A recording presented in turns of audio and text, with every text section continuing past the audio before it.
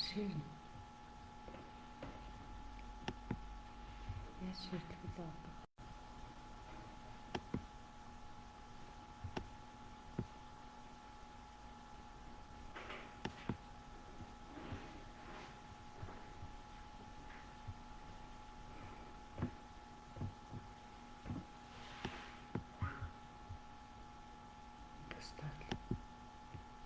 Яаж яах вэ?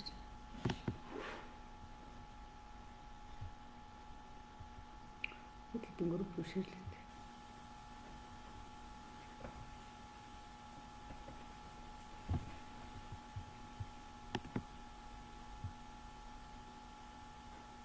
Нийтлийг үзэх гэж байгаа. Тэгээ эндээс нь яа гэм бэлээ. Татдаг юм бэлээ.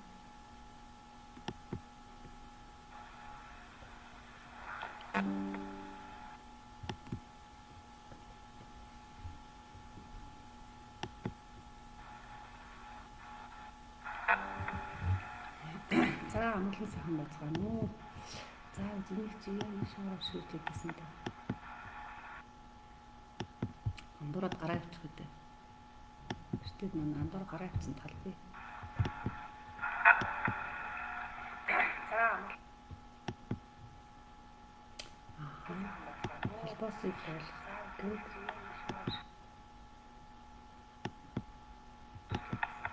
холбоосыг болох гэрчингүү те.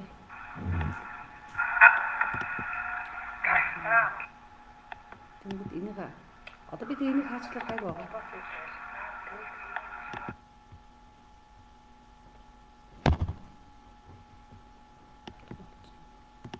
Сонсогдох болсон.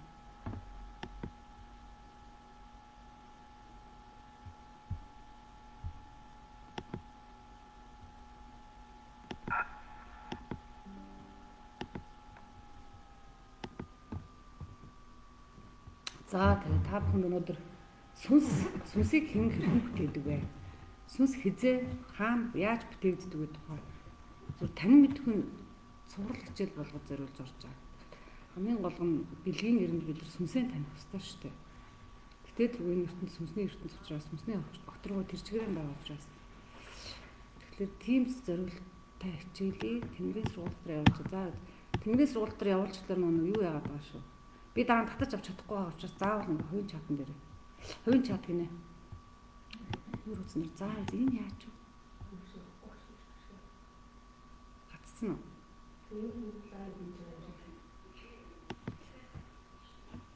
Тэнд яваад байна. Тэгээ надад нэг аяг гацчих.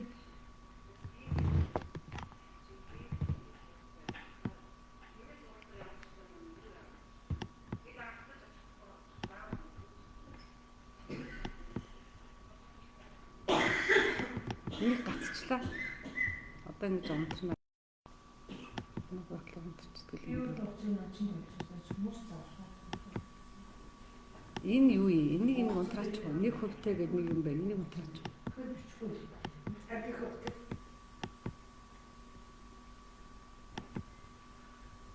Дандаа л нэг асуудал үүсгэж байна.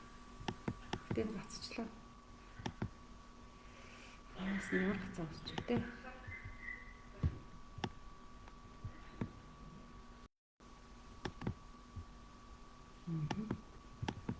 Нэг гацаа унтраач. Not respond юм. Google Chrome respond хийхгүй гэж бодож.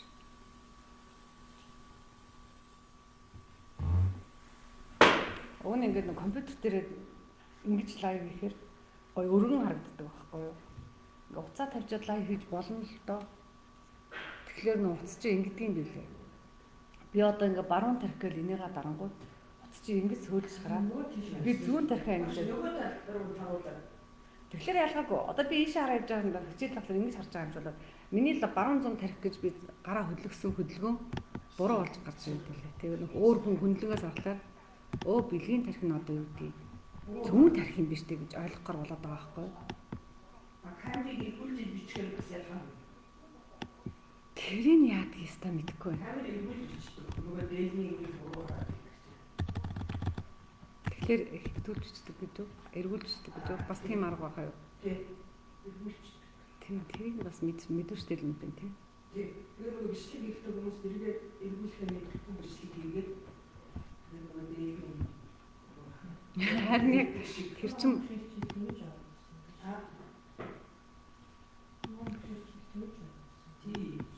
хэн багш ээ?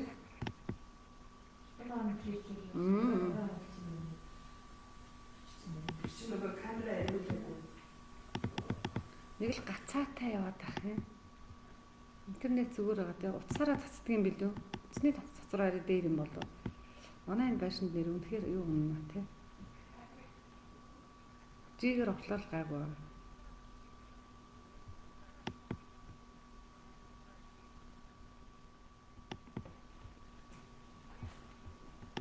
За ямар ч энэ дотор шаарилж. Тэрнээс дотор шаарилж. Оо.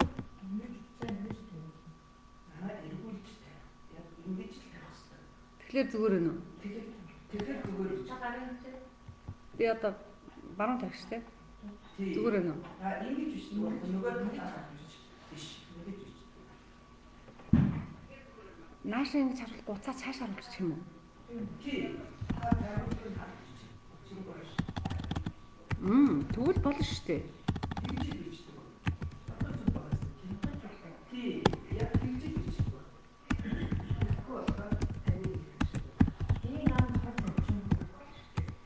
Болно шүү дээ. Тасар тийм тий. Одоо чиний утсан дээр чинь зар тавьсан. Чиний утсан дээр зар тавьсан болохоор бас айгүй. Ааха, ингэж тавьдаг юм байна тийм үү? Наашаа ингэ мэлийдэл харуулаад тавьчихаар буруутаад байгаа юм байна шүү дээ тий. Зөвлөх хөдлөө. Одоо бол зөв хөдлөлт юм. За миний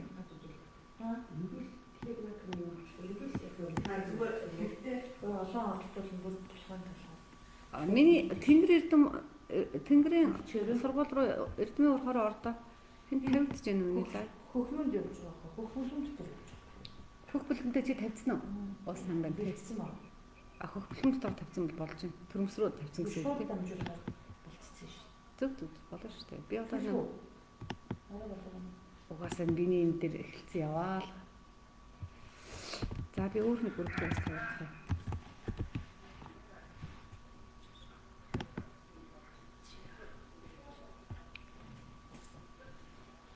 Хүнс дотор. Далд хумсар дотор тавьчих. Чиний утрууд залгана төв тавьчих. Леги рүү заавал залгана. Леги дээр одоо 2 зар явж байгаа байхгүй. Леги дээр 3 зар явж байгаа шүү дээ.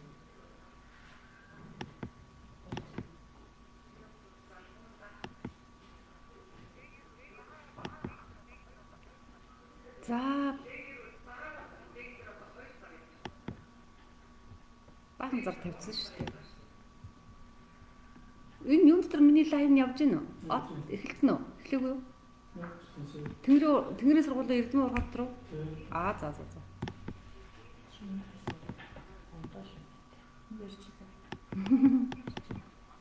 За ста компьютер гэдэг юу? Гацаалт ихтэй л байна да. Яалтаач үү да. Энэ тэгээ чанга ярьж чадж гин үү? Миний дуус чанга сонсож чадж гин үү өмнөхөөсөө? Зүгээр болцсон уу? За юу ч энийг ингэртэй зүв чи тий. Зүв юм биш үү? Хүмүүс нэг сул байна гэдэг шүмжлэг хүлээж авсан.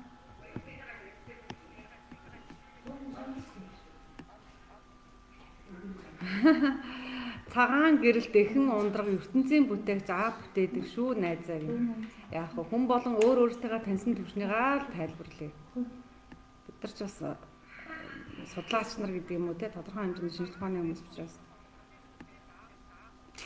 аль болохоор мэдээлэл авахгүй. Тэгээд яг хөө тэгэл эрдэмтэд нь ботлол гаргаж ирсэн шүү дээ. Эцсийн дүндээ. Тэгээ энэ орчлон ертөнцийн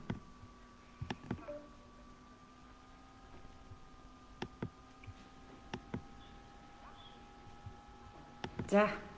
Ой яа.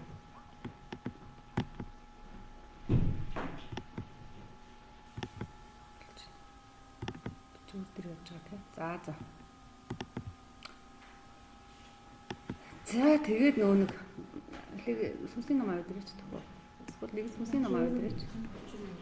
Сүнсний ном аваад ирчих. Сүнсний номыг ихэд авчирч байгаа яри да. Тэгвэл жоохон бодтой ч гэдэг юм үнэлтэ болох. Тэгээд нөгөө угаасаа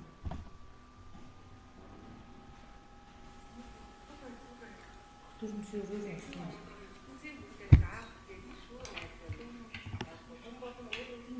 Баясаас болно гэж зэрэгцэж орж ирээд.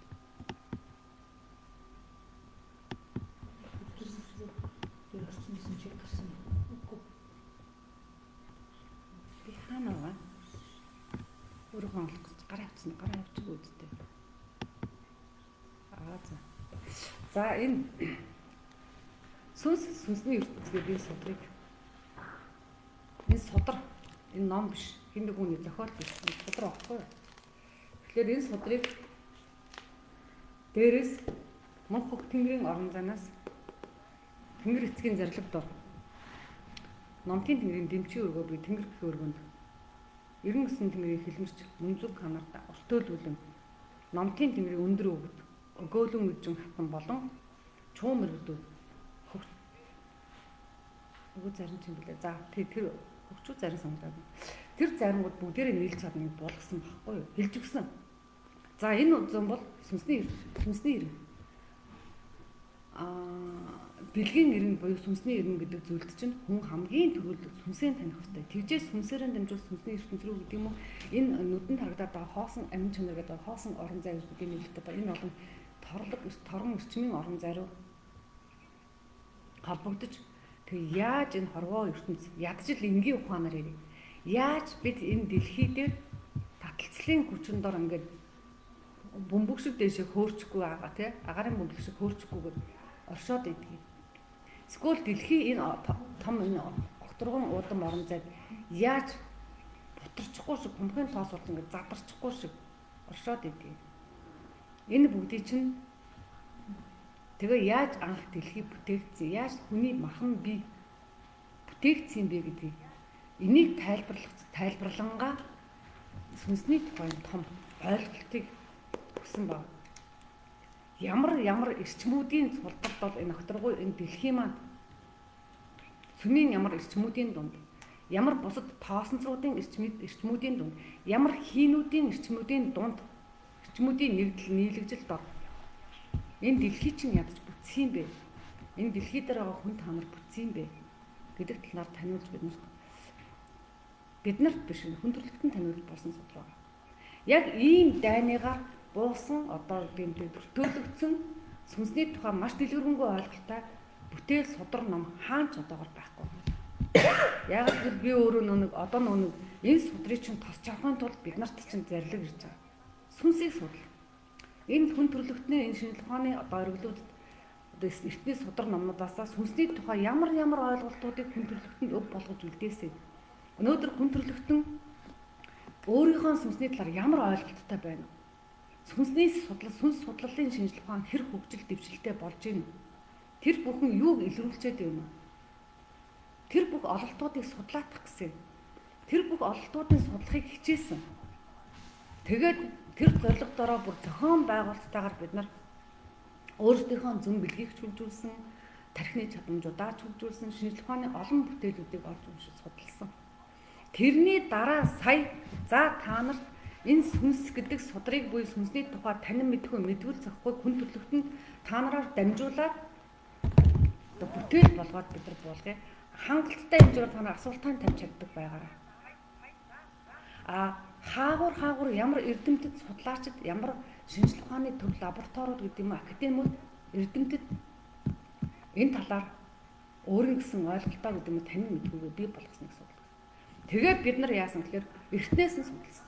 За бид нар зүгээр л ядаж грекийн гэдэг Аристотель, Платоноос эхэлж судалсан. Сократын үеэс эхэлж судалсан. Тэд сүнсийг юу гэж таньж үзэж вэ? Тэд сүнсний талаар ямар ойлголттой байж вэ?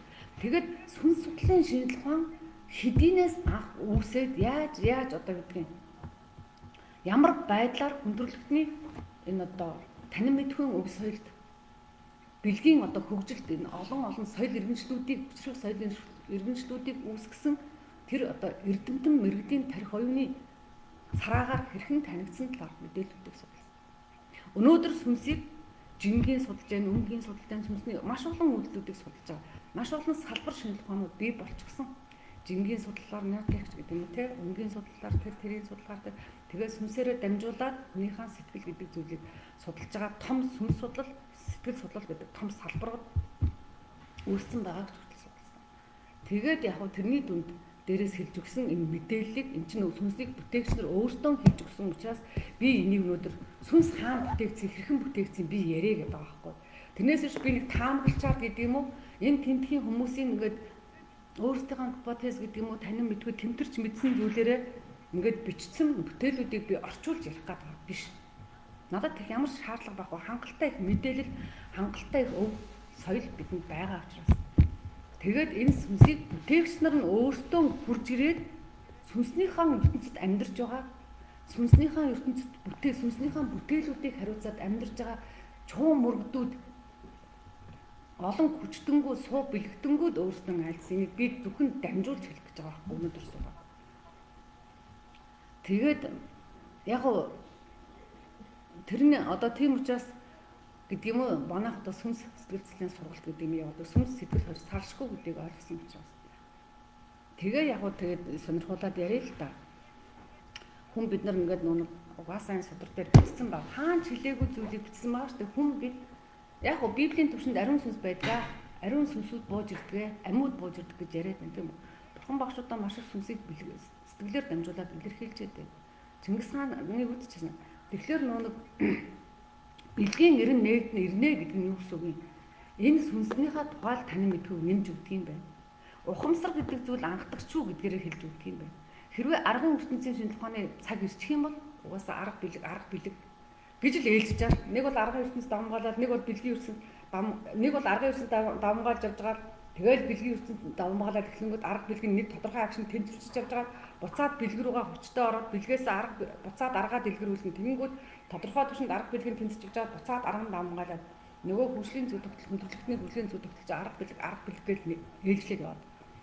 Тэгээд бэлгийн тодорхой ингээд хүчрэг ингээд одоо тань мэдхүний дэлгэрхээр бэлэг хүчрэг давмгаалаад эхлэнгүүт бас л нөгөө туушрал гэдэг юм хавтгаарл гэдэг юм уу те эхлэн тэгэнгүүт дахиад бэлэг ертөнцийнхээ хүчийг буюу сүнснийхаа тэр ухамсарын төвчний мэдээллүүдийг хаангуудаа бэлгийн тархины мэдээллүүдийг хаангуудаа арга ертөнцөө танин мэд та нар одоо хитрхи ингээд бэлэгцээр хагаад энэ арга ертөнцээр амьдрах ухаанаа олгоо болчлоо. Арга ертөнцийн орон зай дээр та нар махан битээгэр таван махбодын ертөнцтэй амьдарч байна. Тэрийгээ одоо таньж мэдээд ахугаан сайхан босгоод ир гэдэг тийм зарчимд буцаал ингээд явагддаг.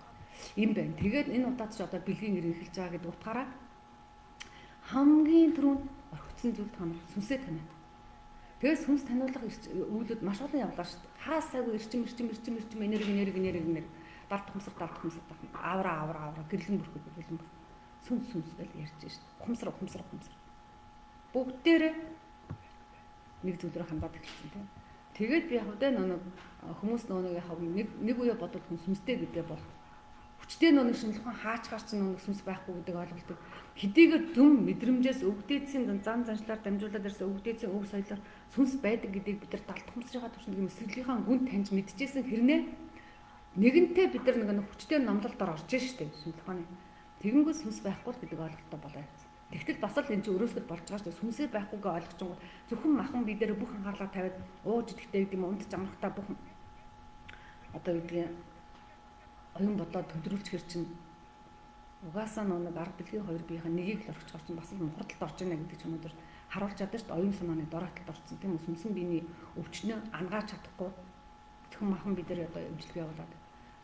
Гэтэл нэг одоо тэрийг чинь буцаад мухардлаас гаргах зэрлэгдэр сүнсэн бие байдаг гэдгийг таниулаад тэгээд тодорхой хэмжээнд одоо ингээл миний мэдхээр бол би хамгийн эхлээд нэг опрууга ном дээр ингээл хүн 3 сүнстэй байдаг гэж бичсэн байдаг байхгүй яг миний л төвшөнд ч дээ. Тэгэхээр нэг ерөнхийдөө нэг сүнстэй байд юм байна гэж тэгээд шинжилгээний нэг туршилтууд хийгээл нас орж байгаа хүний биеэс ингээд бүдгхэн гэрэл ингэж гарч байгааг ингээл маш их нэг одоо 80 он хийдэг байлаа шүү дээ.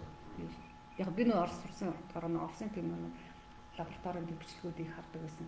Тэгэл яагарахгүй ингээл гэлэмбэр гараа авчдаг юм байна гэх. Тэгээд манай лам нар бол бүгдээрээ л мэддэг байсан шүү дээ. Хүн насрахаар энд нь одоо гэдэг ингээд одоо шиг миний эцэг насар манай аав насрахад яг энэ дээр нь улаан бөөрөнгөд толд үүссэн. 3-4 хоногийн дараа оршуулах гэж байна. Ямар сони юм бэ? Яг ингээд улаан толд ингээд цус тэнд хурцсан юм шиг байна. Тэгэхэд лам үзчихэл сүнс нь гараа авчиж, мэлмэг дээр гараа авчижээ сүнс нь. Таа тэгэхээр ерөнхийдөө сүнсээ мэдчихэж байна. Тэгээд сүнсээ тухай сонирхоод явдаг байлаа. Тэгжээд сүлдээ нөө бөө дэлгэрэл одоо тий лашна одоо өвдөд бууж ирэл онгодод бууж ирэл дахиад сүнс ингээл бүх юм чинь амьтай шүү дээ. Ам гэдэг чинь цан сүнс байгаа шүү дээ. Энэ одоо луул усны эздэг чинь одоо амьтай онгод гэдэг чинь одоо ерөнхийдөө сүнсний өндөр хөгжилд хүрчихсэн. Одоо өвдөдөө чинь одоо онгор шүтэн буюу сүнсэл байгаа гэл. Тэгэл ингээд сүнсээ сонирхоод тэгэл аав хургугаа дээр 5-3 сүнс гэл ингээд яриад тэгжээд л нөгөө нэг гэрлийн өргөн дээр байж эхний нөгөө содрог буухад сэлхэн зүг удгангаа байлаа тэр хүн 5 сүнстэй гэж яриад дараа нь содрог болсон чинь 5 сүнстэй гэж хэлэгдээл. Тэгэл явж исэн чинь 7 сүнстэй гэл ингээд дээд бий гэж гарч ирэл. Тэгэл тэр бүгдийг ингээд тайлбарлаж өгсөн байхгүй юу? Та нар тэнгэрийн 2 сүнстэй газрын 5 сүнстэй гарна. Ингээд 7 сүнстэй. Та нар хэрвээ тарих оюунаа хөгжүүлж чадах юм бол 7 байтугай сүнстэй байх боломжтой. Яагаад гэвэл өвлийн сүнс гэдэг энэ оюун ухаан өнчин тархины чи орон зай дээр оршин байгаа тэр сүнс та нарын тархины танин мэдхүйн хэрээр мэдсэн зүйлийг чинь одоо гэдэг чи хичнээн универсал гэдэг нь тал бүрийн авьяастай тал бүрийн бэлэгтэй цогц болох тусам өвлийн сүнс гэдэг зүйл чинь солигдож байдаг. Тэгээс сурхтан хатан одоо холбогдоход онгоцны холбогдоход хэлжсэн баг. Хүн 108 сүнстэй байх боломжтой байдаг юм аа. Энэ сүнс хизээч нэг нэгээр одоо зэрэгцэн нэг бид оршдог өвлийн сүнс солигдоод чи өнөөдөр домчин эрдэмт төдөрлөх юм домчин эрдэмт чинь хөтлөх өвдгийн өвлийн сүнс бууж байна. Чи өнөөдөр байгалийн ухаан сонирхоод гэх юм байгалийн ухааны чинь эрдэмт хөтлөх өөр нэг өвлийн сүнс. Чи өнөөдөр хууль их засгийн тухай судлаад их юм бол их засгийн чиглэлээр мэргэжсэн өөр сүнс. Ингэж нэг бидээр чинь ээлжлэн орж ир та нарыг хүчрэг таних өрөндөө хүчрэг одоо тань мэдхүүтэй өв тэгш гэдэг юм уу тийм одоо за тэнгэрийн ч гэдэг юм үү хүн болгож байна. Гэр тайлбарлаад ингээд орхисон. Тэгэнгүүт дараа нь тэр чинь ургуулад барж байгт за 108 сүнстэй юм байна гэл. Тэгэл одоо онгод дэд улаач болсон хүмүүс өвгтэй холбогдсон хүмүүсийн сүнсний тоо нэмэгддэг юм байна. Танин мэдээ бөөд архаар сэргсэн хүмүүсийн сүнсний тоо нэмэгддэг юм байна гэл судлаад ингээл маш олон одоо өөрийнхөө төвшөнд бид нар маш олон туршилтуудыг хийж байгаа. Хэрэндээ л гэхдээ бид нар нэг өөртөө нэг туршилтаасаа үнэлж ярьж байгаа биш. Туршилтаа хийсэн судалгаануудаа цуглуулсаар байгаа энэ судруу бүгдийг ихэд эрдэмтэн мөрөгдүүдийг чуган мөрөгдүүдийг ихэд өөдөөс нь асуулттай болчоод энэ яадгийн тэр яадгийн тийм сүнс яагаад гэдэг энэ сүнс нь ингэж гэмтдэг юм байна энэ сүнс нь ингэж гардаг юм байна энэ сүнс ингэж биесээ зайлдаг юм байна энэ сүнс энэ оршихуудаар бүхлэгддэг юм байна энэ сүнс яах гэж бидний бид байгаад ер нь бид нар яагаад заавал 7 сүнстэй төрсөн яагаад бидний 1 сүнстэй байлгаж болоогүй 2 сүнстэй байлгаж болоогүй 3 сүнстэй байлгаж болоогүй тэр бүх асуултуудыг бид нар явцын дунд өвдөөс үргэлж сургасаар байгаа бид нар ч номтын тэнгэр дэмжиж өргөө бас нэг тодорхой хэмжээний улаан галуудаас арай өвөрмөх заахгүй номтын тэнгэрийн гэдэг утгаараа ном эрдэмтэй одоо энэ ухаанд энэ цагийн ертөнцийн бол шинжилгээ ухааны академийн одоо өвдөлтөй холбогдоод мэдээлэл аваад гэсэн утгатай шүү дээ.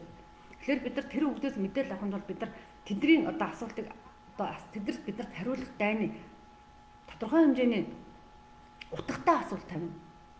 Тэгээд үнэхээр тэр асуултыг энд хөрвүүлээд хариулахад тэр хүмүүс одоо үлгэн хариулж байгаа бидэрт хүлээгээд авчих чадамжтай хэмжээнд л асуулт тавьдаг байхгүй. Асуултаа нь тавьж мэдэхгүй. Сүнс байдгаа гэж ангаагаас бодлоо хин юугаа хариулах юм. Яагаад бид тийм сүнстэй байгаа тийм сүнс байдаг юм бэ? Тэр хүнийг үзсэн чинь тийм сүнс байд. Энэ хүнийг үзсэн чинь сүнсэн зайлаа авсан байна. Энэ хүнийг үзсэн чинь сүнс нь ингээд бэртээд гэмтсэн байна. Энэ хүн дээр ингээд сүнс нь ингээд төвөн олохгүй болцсон байж гэдэг юм. Янз янзаар асуусаар байгаа тэгээд тансаар байгаа. Тэгээ амьтны сүнсүүдийг бодлоо жижиг амьтдын шаргаалны сүнс сонирхлоо баавгаан сүнс сонирхлоо ингэж явсаар байгаа энэ хороогийн амьтаа бүхний тийм сүнсүүдийг сонирхож авсны төвшин дээр энэ судрууд өртөөлөгдөн бууж ирсэн нэг талаасаа судар тэг манай номтын төмрөөс судар ингэж л өртөөлөгдөж бууж ирдэг. Та нар аргын тархиа хөгжүүл бид нар бэлгийн ингэж хэлж байна. Тэгээ арга бэлэг чинь тэнцвэртэй оршиж ижээ сая та нар энэ нэг хинт ямар ч эрдэмтэн хүржээд нэцаахгүй ямар ч их мэдгч хүржээд цэцэрхэгч хүржээд та нарыг одоо юу гэх юм. Та нар мад тавилахгүй төвшин та нар байж чадсан цагт одоо жинхэнэ тэнгэрийн үнийн газар дэлхийд хүн төрлөختөнд таниулж байгаа. Тэгээд яг за ингэж явлаа. Тэгээд тэгэхээр энэ судар дээр илүү нөө сүнс хаана бүтээгдсэн бэ? Сүнснүүд хэн бүтээсэн бэ гэдэг асуултууд хариултууд олдно. За би болохоор ерөнхийдөө зүгээр тавьчихсан сүнсний өгдөл уншдаг гэдэг утгаараа одоо яг сүнсээ сонирхсан хүмүүс олон байна шүү дээ. Тэгээд сүүлүүд нүг төрлийн сүнстэнгүүд олноор төрж байна. Эндийнхаа сүнстэнгээл ярьлаа тийм үү? Оддын сүнстэнгүүд төрлөөл, оддын хүүхдүүд төрлөөл гэж ярьлаа, эндийнхаа хүүхдүүд төрлөөл гэж ярьлаа, туяаны хүүхдүүд төрлөөл гэж ярьлаа, солонгон хүүхдүүд төрлөөл гэж ярьлаа. Сүүлүүд маш хүчрэг гэлбатын туяадын одоо эрчмийг бидэн төлхөө тээсэн сүнсүүд буюу сүнс нь тийм одоо бүтээгдсэн тийм хүүхдүүд олноор төрж байгаа шүү дээ. Тэгэхээр хүн төрөлхтнийг өөрчлөх гээд байгаа. Хүн төрөлхт нь бид өөртөө яг энэ чигээр ижилхэн олон ингээд одоо үгүй ижилхэн хэмжээнд сэтгэдэг ижилхэн тархиныг одоо цар хүрээтэй хүмүүс байж иж хөгждгүү юм байна. Хүчрэг оюун ухаантай гэдэг нь хүчрэг сүнстэй хүүхдүүд төрж үйжэж одоо имийг өөрөөр хардаг, чанад хардаг, ангид хардаг тийм үү? Алсыг хардаг, томоор хардаг. Эсвэл өөртөө тэндээс мэдээлэлтэйгэн бууж зүм бэлгтэйгээ явж байгаа учраас тэр оршихуй бүх юмыг мэдж байгаа хүмүүс чинь бид нарт үгүй энэ чинь та нар буруу харж байна. Үгүй энэ чинь та нар буруу сэтгэж байна. Үгүй энэ чинь та нар дутуу таньж байна гэдгийг хэлж өгöd. Тийм байгаа шүү. За тэгээ ямар ч байсан юу аль сүнс нь дараа төрөлд ахин хамт төрдөг вэ? Аль сүнс нь голдоо махан сүнс нь дараа төрөлд хамт төрдөг шүү. Махан сүнс буюу эзэн сүнс. Алтан судар дээр эзэн сүнс гэж бичдэг. Дуу гайгүй байна ашгүй дээ. За тэгээд юу яа? Би зүгээр жишээ аваад нэг кейсүүд ярьж өгье л доо. Нэг залуучууд ирэл ингээд сүнсүүдээ уншуулдаг. Зарим хүмүүс бол томгоо уншуулдаг. Зарим хүүхдүүд бол сүнсээ уншуулдаг. Тэгэнгүүт би яаж үздэг вэ? За чиний амин сүнс тийм ашгуул тэгж ирсэн байх тийм үг даалгавтай. Чиний үлийн сүнс тэгсэн. Чиний махан сүнс, чиний ясан сүнс, чиний цусан сүнс, чиний тэнгэрийн сүнс, нэгдүгээр сүнс, хоёрдугаар сүнс. Тэгээд тэн дээр өглөөд бүн авьяас гот нэг. Зарим хүмүүс одоо ингээд одоо үгүй. Оддын жалууд гэлж чинь тийм үү? Тэгэхэд сүнсүүд нь дандаа од эргэс дээрээс бүтээгдсэн сүнстэй хүмүүс ирж байгаа. Эсвэл манай дэлхийд эрт хөрөхдөө оддын оршиход одон гэрүүдэд амьдарч байсан хүмүүс ирж байгаа. Оддууд чинь хамгийн хүчрхэн гэж үзэгддэг шүү дээ. Оддууд одон гаргууд дээр амьдарч байгаа хүмүүс илүү нэг сүнсний хэмжээс өндөртэй илүү нэг бидний төвшөнд бууж ирэх юм бол нөгөө мэрэгдүүд нөгөө сууд бэлгэдэнгүүд нөгөө их зөнчнөр их сэтгэгчнэр болж ирдэг хүмүүс байдаг байхгүй. Бид нар төлхөө нэг одоо гаргисынхан гэж яддаг нарны аймгийн сарны аймгийн гаргисуудаас илүү төрс бэлтгэж ирсэн сүнстэнгүүд байна. Тэргээр хийж байгаа ялгаатай. Тэгээд нөгөө таван сүнс нь одоо тавуулга нэг одон гэрээс ирэх юм бол арай өөр төвшөнд хэлэгддэг. Эсвэл одоо юу гэдгийг махан биеийн таван сүнсээ ярьж чаа. Тэгээд тэнгэрийн хоёр сүнс чинь тэгтээ тэнгэрийн хоёр шууд байна. Тэгэнгүүт эсвэл одоо юу гэдгийг зарим таван сүнсний 2-3 нь одоос 2-3 нь гаргисаас нэг нь ч юм уу дэлхийгээс гэх юм бол бас өөр төрөл рүү ордог. Тиймэрхүү байдаг байхгүй юу? Тэгээд хүмүүс ингээл сүнсгүүд хүний сүнс ингээл шууд анх ингээл хүний сүнсээр бий болчоод шууд хүнд буулж ирдэг гэж бодоод байгаа байхгүй юу? Бас тийм биш юм билээ. Тийм биш гэдгийг би бас нөгөө өөр зохиож бас огт хэлээгүй. Би зөвхөн дамжуулагч шүү дээ. Түгээгч байхгүй юу? Судраа тоос өртөөлж авчаад бид нар түгээгч нар гэдэг түгэд тусгаад хүмүүс байдаг. Энэ судраас таньж мэдсэн зүйлээ, тусч аваад таньж мэдсэн зүйлээ бусдад аман өртөөгөр түгээх, бичгэн өртөөгөр түгээ. Одоо тэгж ирдэг. Аман өртөө бичгэн өртөөгөр түгээ. Бичгэн өртөөгөр түгээж байгаа хэлбэр нь ингээд ном болгоо гарчиж байгаа хэлбэр тийм үү? Аман өртөөгөр түгээж байгаа хэлбэр нь ингээд ингэж ярьж байгаа хэлбэр шүү дээ. Тэгэхээр нэг зөвхөн бид нар мэдлээгээд хангалтгүй байна. Цөөн хэдхэн хүн уншсан хэдхэн хүмүүс мэдээд гэдэг юм уу? Эсвэл тусч авсан хэдэн өртөөлж авсан хэдхэн хүн мэдээд хангалтгүй байна. Үнэхээр сүнсний сэрэлтийн хүчтэй цаг үедэр бол огцом сэрэлтийн цаг үедэр. Тэгээд хүмүүс нэг мэдээж хүн болгон саваагүй гэдэг юм танин мэд хүсэл тэмүүлэл ихтэй штэ. Яах гэж би төрсөн бол яах гэж би сүнстэй байсан. Би ер нь хэдэн сүнстэй миний сүнсэнд ямар хүч агуулга байд. Миний сүнс оддоос ирсэн бол гаргисаас ирсэн бол нүхнээс ирсэн бол тийм үү. Эсвэл одоо юу гэдгийг үүтгэгч орон зай буюу мөнх тэнгэрийн орон зайнаас ирсэн бол эсвэл их дэлхийгээс нь ирсэн бол маш их зүйл сонирхож бас явдаг л да. Тэгээд тэр зорилгод орноод сүнсийг бас таниулах үүрэгтэй би өөрөө энэ судрыг тосч авсан гэдэг утгаараа үүргийнхаа хүрээнд энийг таниулах гэж чадан лайвууд хийж явж байгаа. Тэгээд би энийг таниулахын бүсэл зорилгод орол би тэнгэрийн суул багшлах гэж ирсэн. Гэтэ би тэнгэр бүхий өргөөндөө бас хариалгаж явдаг. Номтын тэнгэр хариалгаж явдаг учраас аль болохоор юунд ч хавчихдахгүйгээр өргөн хэмжээнд чадвал 10 биш 15 хүнд 20 биш 25 хүнд хэмсэн гэж бодож байгаа байхгүй. Тэгээд яг сонирхолж зүгээр би нэг сонирхуулаад нэг хүний кейсийг л уншиж өгье. Олон кейсүүд байгаа л да надад зүгээр яг хүмүүс сонирхолтой байж магадгүй. Тэгээд энэ эхлээд бид нар ч нэг сүнс ингэж байгаа шүү дээ. Эхлээд ам гэдэг одоо алтан судар дээр бичээс байгаа. Амтэн мангатаа гэх. Бид эхлээд үнэхээр амнаас ам байсан. Буюу одоо нэг амийг тээсэн стамтд байсан. Нэг эст олон эст тэгжүүжиж бид нар багаар бидний сүнс хүчрхэгдсэн. Тэгээд дараа нь яасан? Амтэн болсон. Жижигхэн амьтдаас бид нар томорсоор байгаа том амьтд болж олон удаа амьтдын айгаар дамжиж амьтдын аймагт буюу энэ уул хатан дундаа бид амтэн бол төрчихсэн. Шууд хүн гэдэг амьтын хэлээр би болоогүй шүү дээ. Нэг би хэлээд байгаа биш хүн төрөлхтөнд тэгчгээс судлаад хэлсэн байгаа шүү. Утга утгаараа амьдардаг байсан юм байна. Өнөг утга гэж байдаг байсан юм байна. Баага утга гэж байдаг байсан юм байна. Бугатга гэж байсан юм байна. Чон утга гэж байсан юм байна. Тэр дүрд бидний сүнс, бидний хүн бидний сүнсүүд тэр амьтны төрөл төрхтөө тэр чонон утгах гэдэг юм ба баага утгах гэдэг юм. Өнөг утгах тэр төржөөж үнэгний суу залт суулцаж байсан. Баага утгах төржөөж баагаан тэр одоо тань мэдгүй гэдэг юм хүчрхэг тэр зөнд мэлмид тархины өндөр чадамжин суулцаж байсан. Чон утг төржөөж бид нар чонны тийм эренгийн дайчин чанар өөрийгөө хамгаалах байгалийн шалгаруулуудыг даван гарах эртээ байх.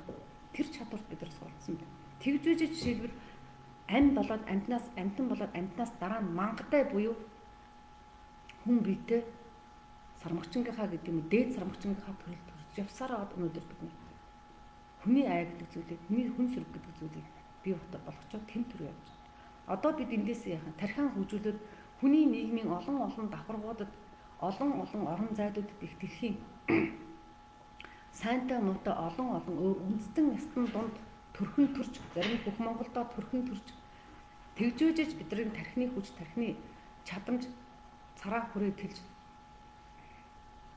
дараа нь бид нар яадаг тэр гэгэрхстийн гэдэг юм бурхтын гэдэг юм онгодын гэдэг юм тэнгэрийн ертөнцид очдог биш гэрэлт гаргсууд дээр очдог биш. Тэгтэл одоо яа нэг сүнсний сэрэлт гэдэг юм явагдахаараа тэгдэм юм байна. Шууд цагаан нүхнээс ирж төрж байна. Аль нэг сүнсэнд давмгаалаа үлийн сүнсэн ч юм уу цагаан хүнээс ирж төрж байна. Эсвэл наран саран хоёр сүнснийх нь нэг нь аль нэг нүхний орон зай дээр байж. Хөх нүхнээс ирж төрж байна. Хар нүхнээс ирж төрж байна. Гэтэл оддоос ирж төрж байна. Жишээлбэл одоо хүн таван хотноос ирж төрж байгаа гэдэг юм те. Эсвэл хөнгөн одон гэрээс ирж төрж байна. Эсвэл Андромеди буюу гарагс адагч чуулганы те одноос ирж төрж байна. Манацраас ирж төрж. Гэхдээ ингээд хүчрэх сүнсүүд олноор ирж төрж ээжж сая хүндрэлтэнд селект хийх юм байна. Одоо нэг хүндрэлтний нэг юу оюуны хүчтэй сэргэлт явуулах юм. Тиймэрхүү байдаг юм байна. Тэгээ би яг зүгээр энэ одоо зүгээр нэг кейсээс сонирхож үзье л да. Би нэг хүний би ганцаараа хийж байгаа биз дээ. Миний цаан ч өвдөөс байж байгаа. Миний цаан ч номтын тэнгэрийн өндөр мөргөдүүд бас байж байгаа шүү дээ. Заавал миний өвдөөс биш. Тэд нар номтын тэнгэрт өвлөө хийж байгаа хэнийг ч асуусан асуултанд хариулах сонирхсан зүйлд нь мэдээлэл таны тийм байдлаар бид нар үргэлж өгтөө одоо үгүй. Энэ судар буулгалсан шиг эртэн мэдлгүүдийг бочаа. Тэгэхээр яг нэг зүгээр кейс сонирхолж байгаа шүү. За нэг хүний кейсийг үзэж байгаа хгүй ясан сүнсэн үзсэн. Анх хаана бүтээгдсэн бэ гэж сонирхож үзье.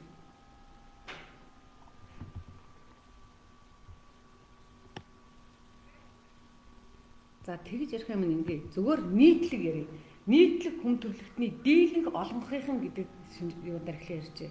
Тэгэхээр бидний ясан сүнсгээ яриад байгаа. Голдуу аавын талаас дамжиж ирдэг. Голдуу аавын талаас. Гэтэ зарим хүмүүс дээр ээжийн талаас ирдэг.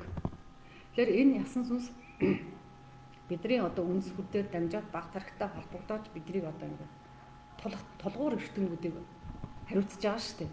Толгуур ертөнц дотор тэтгэдэггүй яснууд орж байгаа. Дотроо толгуур ертөнц гэдэг нь юу вэ? Сүүр шилбэрүүд нь орж чаддаг. Гэтэг шиг бүх эдэс дотроо толгуур ертөнгүүд байна. Эсвэл одоо юу хальсан нь эсвэл шүрмсэн Эсвэл яснууд нь тийм.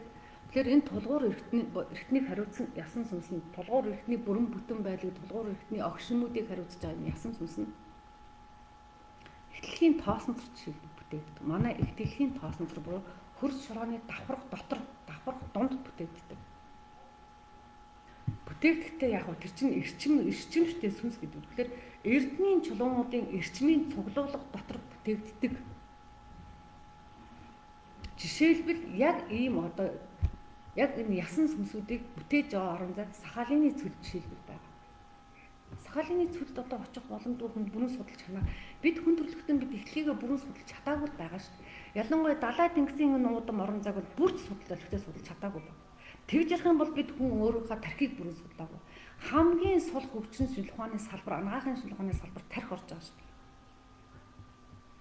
Тэгэхээр бид нар маш их зүйлийг таниагүй байгаа бэжэж бяцхан таньсан шинжлэх ухааны ололт амжилт нээлтүүд дээр үндэслэж хорвоо ертөнцийг бүтнээр нь таньна гэвэл одоо бас дутуу мөхөс байхгүй юу.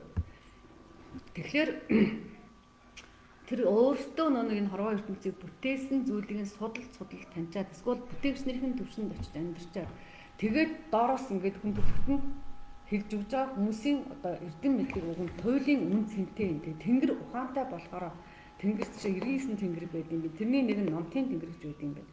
Тэр номтын тэнгэрээс энэ эрдэм мэдлгүүдийг хүн төрөлхтөнд хөтөөлүүлээд дамжуулаад буулгачдаг юм байна. Тэрийг улааш нараараа зэхүүлчдэг юм байна. Бөө тархитангаараа зэхүүлчдэг юм байна. Бодлын хүчтэнгүүдээр шидэлтэнгүүдээр зэхүүлчдэг юм байна. Оюуны хүчтэнгүүдээр зэхүүлчдэг юм байна. Тэгээд хүн төрөлхтөнд мэдлэгээ үргэлж дамжуулж өртөөж. Тийм шүү дээ. Энэ олон эрдэмтэд энэ олон зүнчнэр энэ суудангууд дандаа л өвөрмөгц байсан гэдэг шүү дээ. Сэтгэлгээ нь өвөрмөгц байсан. Яг үг яриа нь өвөрмөгц байсан. Байдал төрх нь энгийн байсан. Тэгж үжи шинжлэх ухааны олон үндэс суурьуудыг тавьж. Зүгээр л Аристотель, Сократ гэж хүн юм байсан. Галзуу солиотыг мэдэгдэхгүй, навсгар хувцсан өсчөө ингээ явж идэг. Тэгсэн хэрнээ тэр олон академи том сургуулиудын үндсийг тавьсан шүү дээ. Тэгээд тэр олон шавнараа араасаа бий болгоцсон. Тэр шавнараар дамжсан эрдэм мэдлэг дээр дөрүүлсэн бол өнөөдөр шинжлэх ухаан хөгжсөн. Тэгэхээр тэдний үг биднэрт үн цэнтэй шүү дээ. Ингээд тэгээд Сократын тэр одоо таньж мэдсэн бүтээлэл үн цэнтэй. Тэр номтын тэнгэрийн одоо тэр шуу мөргдүүдийн болгосон кокчугийн гэдэг юм уу том одоо цэцэг хаттуудын өртөөлөн болгосон эрдэм мэдлэг бодлаа гэвэл нийттэй байна. Янз янзын аргаар тэнгэрийн эрдэм мэдлэг бууж ирж байна. Тэгэхээр нэг яг би бус хүмүүсийн бүтээлийг сурталчлах гаагүй шүү дээ. Өнөөдөртэй сүнсний хас өдрийг ярих гэж байгаа учраас манай бүтээл гэдгийг би төлхөө ярьж байгаа. Энэгээр би сайхаж байгаа биш шүү дээ, тий. Тэгэхээр зарим хүмүүс ингэж ах. Номтын тэнгэрийнхаа судруудыг л өндөр төргөөд харна. Би энэ судруудыг өртөөлөд аман өртөөгөр дамжуул гэсэн үүрэгтэйгээр тосч авсан юм чинь би өөрийнхөө л юмыг яриа. Би өөрийнхөө юмыг ярихгүй би одоо бид нар өөрсдийнхөө юмыг ярихгүй хэн бидний юмыг ярих вэ? Хүн болгон дээр тусдын судрууд өртөөлөгдөн бухта та нар түгээгээрээ дамжуулаарай нийтийн хүртэл болгоорой гэдэг үүрэгт албартаа хамт ирдэг учраас яг энийг яриад байгаа байхгүй юу? За тэгвэл тэгэхээр сүнсний бүтээгчнэр гэж ямар хүмүүс байд юм бэ гэж бас гайхаж байна.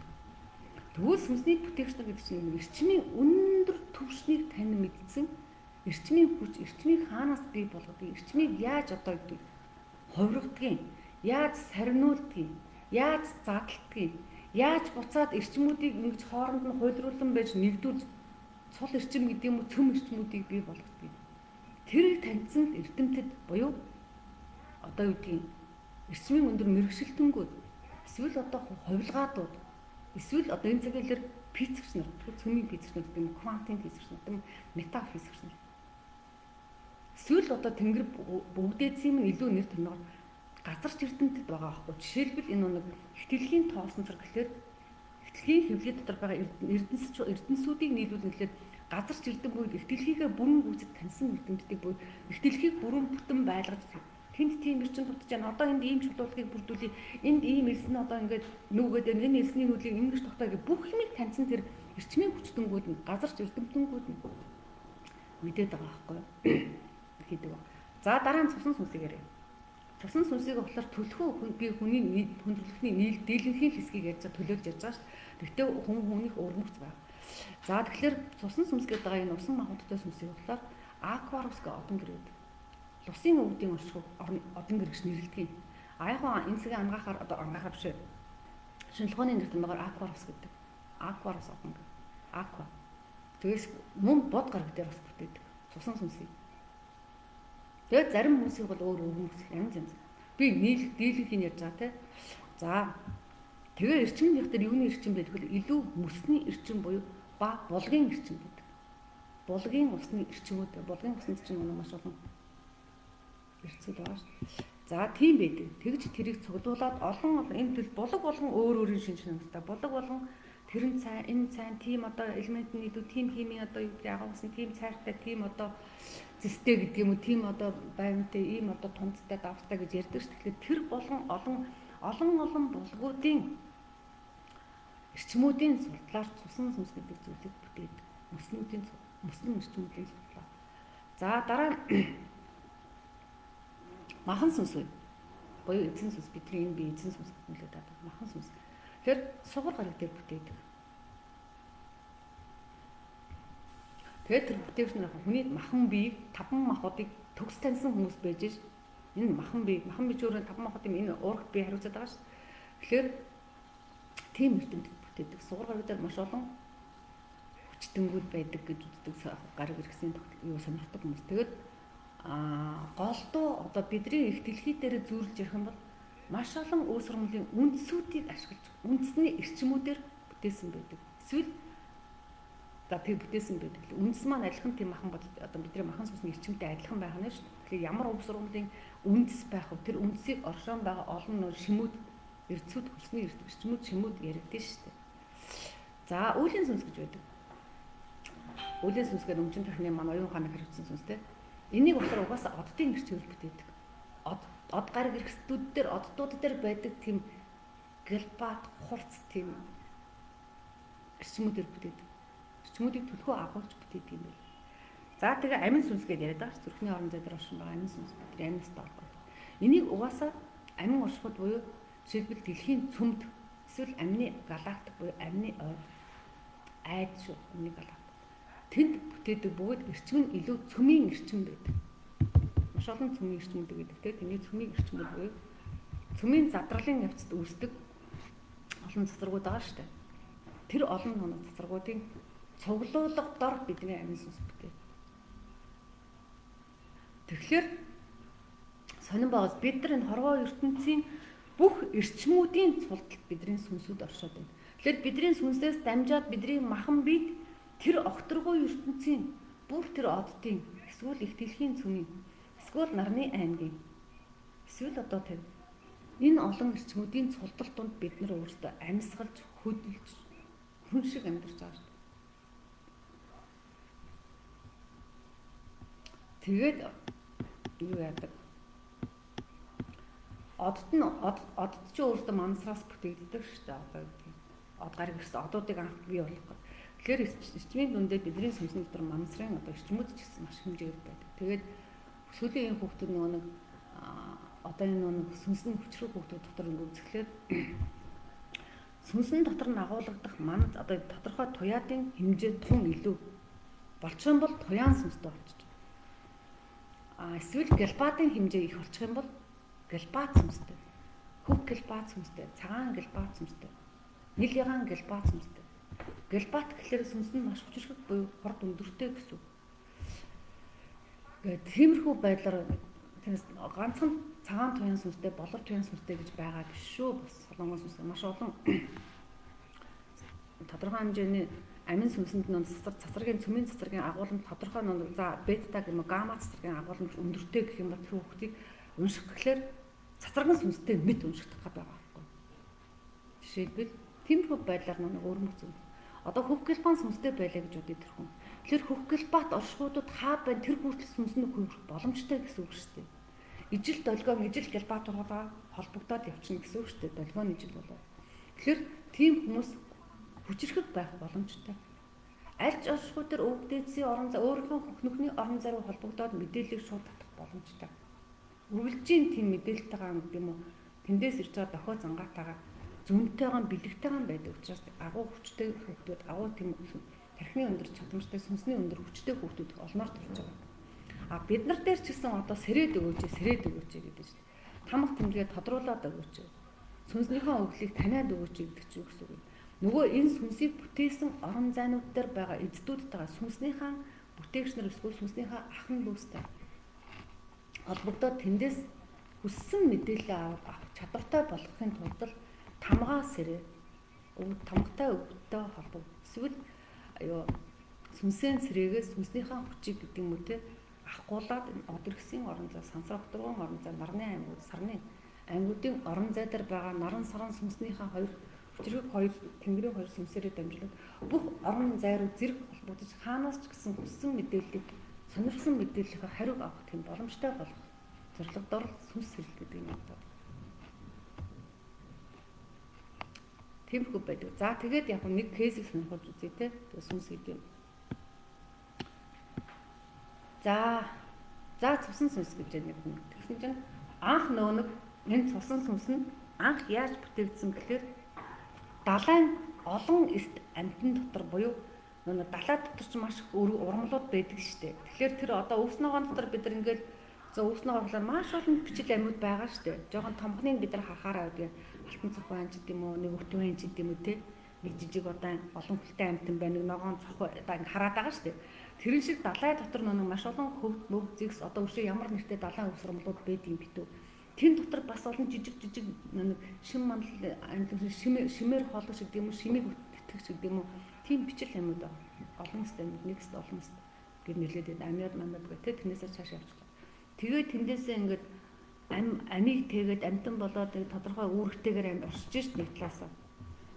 Загас жараханаас илүүдсэн тэр баасуудын идэх юм уу, задлах юм уу те. Тэгээ харт тодорхой хэмжээний эрчмүүдийг хэрэггүй эрчмүүдээр нь амьсгалчаад одоо юу гэдэг нүүрс төрчээр амьсгалаад хүчил төрчийг мод гаргаж байгаа шиг тийм үү. Эсвэл зарим амьд шорон тодорхой амьд чи амиокор амьсгалдаг тийм азотоор амьсгалдаг юм байж байгаа шүү дээ. Тэр шиг тодорхой хийнүүдээр нь амьсгалаад хэрэгтэй одоо эрчмүүдийг хийнүүдийг залж гаргадаг. Тийм үүрэгтэйгээр төрсэн тийм амьтан байсан гэж байгаа. Олон сая жилийн өмнө. Тэгээд дараа нь хүний махан бид гэдэг юм хүн төрөл мангатай бид 10,000 жилийн өмнөөс төрж ирсэн гэж. Мангатай бид дээр 10,000 жилийн өмнө мангатай битэнгүүд нь нэг ямар шүү хэлбэр төрстэй байсан. Алмас шиг байсан юм уу? Эсвэл эртний мазаалаш шиг байсан юм уу те? Ямар нэгэн байдлаар нэг одоо хүний хөгжлийг ингээд олон самгч өнгөний төрлийн аль төвшөнд нь байсан юм аа. За тэр нь ямар сонирм биш. За тэгээд тэр хүний ясан сүнсийг үзэж байгаа байхгүй юу? Тэгсэн чинь дэлхийн гүнд царцс давхарх гэж байгаа шүү дээ. Их газрын царцс, далайн царцс гэдэг тийм чулуулаг давхарга байгаа шүү дээ дэлхийн. Тэр давхаргад ам бол төрж исэн байна. Тэр чулуудын тэр нэг оршихуй дотор царцсан оршихуй дотор тэр чигээр амьд байгаа тэрийг ирэлгийн ертөнц хариуцаад байгаа шүү дээ. Өнөөдөр бид нар ирлэг гэдэг төвчлээд байгаа ирлэгийн олон ертөнцийг хариуцаад байгаа. Тэгэхээр тэр давхарга дотор ам бол төрж исэн. За дараа нь тэр хүний махан сүнс тэр хүний махан сүнс анх хизээ байсан бэлээ. Намгийн ам бол төрж исэн. Нам дотор байгаа маш олон бас жижиг бичил амьд байгаа. Бичил амьдтууд байгаа. Тэгэл жоохон томруулаад өглөө намгийн нөгөө дадаа нөгөө юу гэдүүлээ гацдаг сордог нөгөө цус соргочиг амьтууд байгаа шүү дээ. Тэрний жижиг бичил ам анх бол төрж исэн байгаа байхгүй. Тэгэхээр бидний сүнс тийм эрт бүтээгдсэн гэж хэлэх гээд байна. За үүлийн сүнсийн одоо энэ одон гэрүүчин гадуур адилхан хурмастын давхартай аавраатай. Бидний хэлээр хүн бидний гэрлэн бүрхүү шиг манай дэлхийн хэлээр хурмастын том давхарх шиг одон гэр болон од болгон өөрийн гадуур ааврах хурмасттай. Тэр хурмастт нь жижигхэн одоо эрчмийн ширхэглэг буюу гэрлийн жижигхэн ширхэг бол төрж байсан. Оддын галбатын жижигхэн ширхэглэг бол төрж байсан. Тэгээд дараа нь мангатай бид төрж ирсэн. Яг мангатай төрөлдөж ирсэн. За амин сүнс нь хоом арал одон гэр дээр бас бүтээгдэжсэн гинэ. Ам болж олон гинэ. За тэгэхээр 3 сая жилийн өмнөөс дэлхийд тэгж төрж ирсэн. Гэх жишээлтэй ингэж холбогдож байгаа байхгүй юу? Тэгээд яг хүмүүс угаасаа маш олон төрж байгаа шүү дээ. Эний чинь нөгөө нэг бурхан багш төр хэлсэн шүү дээ. Та бүхний хэрвээ энэ дэлхийд төрсөн одоо юу чинь тооцох юм бол тэр хүний одоо яс чинь гэхэд сүмбэр уул шиг их болно. цус чинь сүн далай шиг их орно. Та нар тийм олон үеийг амьдралыг туулж вэжж өнөөдөр хүн бол төрсэн байгаа. Тэгэхээр энэ олон үеийнхаа өнгөрсөн үеийн үеийн үр гэдэг зүйлийг танин мэдгүй үеийн үр биш шүү дээ. Гэгэрлийн хөтөлбөр байхгүй. Энэ гэгэрлийн хөтөлбөрүүдэд даван туулсаар явах юм бол та нар явсараа сансрын 3 бүртнээс ангижир нирван дүрийг олно гэж хэлээд байгаа ш. Тэр чинь тэгвэл бид нар бөөгийн хэлээр юу гэдэг? Эргэж хүн болохгүй бид нар онгод болчихно гэдэг. Адилхан шүү дээ. Нирван онгод. Эсвэл бурхан болдог. Эсвэл одоо дээр үед бид нар хүн насваршаад бурхан болсон. Оо тэнгэр болсон. Гэж л ярьдаг байсан шүү. Тэр нь бүгд юу гэсэн үг? Тэнгэрийн гэрлүүгүүд нь энэ дэлхийгээс мурдаа явсан гэдэг утгатайгаар тиймэрхүү байдлаар явдаг. Тэгээд яг сүнсний нүг мэдээлэл ингээд уншаад байна шүү дээ. Тэгэхээр сүнсний мэдээллийг унших боломжийг гэдэг юм. За одоо энэ сүнс судрыг ингээд бэлтгэхэд судрыг тосч авахд шууд ирээсэн тэнгэрийн хэлмж манай усгалыг өгдөг. Тэр өнцөг ханаа хөтөөдөлөө тэнгэрийн эцгийн зарлагтаар за буу гэж болгочихсан шүү дээ. За ийм хэмжээнд асуултуудыг тавьж өгнө шүү. Ийм хэмжээний мэдээлэл өгнө удаад өгнө шүү. Дараагийн шатанд дахиад сүнсдэд дараагийн хөгжилд гараад ирэх юм бол илүү олон хүмүүс таньж мэдээд илүү олон өөр хөгжилтэй хүмүүс чинь ингээд сүнсний тухай маш их мэдээллүүдийг буулгаад хөтөлүүлээ яваад байгаа шүү дээ. Энэ тэнд. Тэгэхээр энэ тохиолдолд нэлээд бэлэг ертөнцийн үлийг дэлгэрэнгүй таниулах тохиолдолд дараа нь өшөө дэлгэрэнгүй мэдээллүүд юм уу. Энэ удаад наадуулын чинь тарих хувийн цаг хэмжээ энэ хэмжээний байгаад л болно. Хитрхи гүн мэдээлэлээр бөмбөгдчих юм бол наадууд чинь бүр хүлээж авахгүй эсвэл төөрчин. Гэт ингээд хөтөлбөр болгож байгаа шүү дээ. Тэгэхээр дараагийн түвшинд илүү дэлгэрэнгүй байх. За ямар ч гэсэн энэ судрыг тосч авахд олон хүн оролцсон, манай өргөнөөс олон хүн оролцсон, гол асуудлуудыг бас тавихад би оролцож байсан гэдэг утгаараа тэр үед намайг асуултуудыг буулгахад надад хэн тусалсан бэ гэж бүр энэ ингээл өчнөө жил ингээл гүүж хараад судалсан юмудаа би сүүлд нь асууж байгаа шүү. Хөөе түнжинд хэм байд юм шиг сүнсэнд хийдэм байж тээ. Сүнсийн ингэдийн тэр зөөгөө би ингээд нэгсэн тэгэл өнөө олон сүнсний гэмтэлтэй хүмүүсээр нь олон сүнсний гэмтэлтэй хүмүүсийн сүнсний гэмтлийг засгаал янз янзаар оролдоод сүнстэй нэрэл хөөрөөл ингээл тэ чадлаараа одоо оролцож байгаад надад хэн тусалсан бэ гэд хүмүүс сонирхч магадгүй та одоо асууад идэв юм лээ. Та яаж түүний тамгааг уншаад байгаа юм гэхээр надаас сууж байгаа хгүй. Тэгвэл би яаж сүнсний мэдээлэл аваад байгаа юм гэвэл миний одоо намайг залж байгаа хамтын тэнгэрийн өндөр өвдөм дунд намайг залж байгаа миний удам угсааны хэдийн үеийн чи нэлээд дээр үеийн хаан эцэг байгаа байхгүй. За хаан гэдэг нь Лусын хаан эцэг ярьж байгаа шүү. Тийм нэг эцэг байгаа байхгүй юу? Тэгээ тэр болохоор Латин Америкт тип байгаа тийм үү? Тэгэхээр Латин Америк твийг Боливид улс байгаа шүү дээ. Боливигийн улс чинь нэг том юу нэ Амазоны айсаа том айсаа байгаа шүү дээ. Тэ Амазоны айсаа. Энд нь нөө аамдын нэг үү?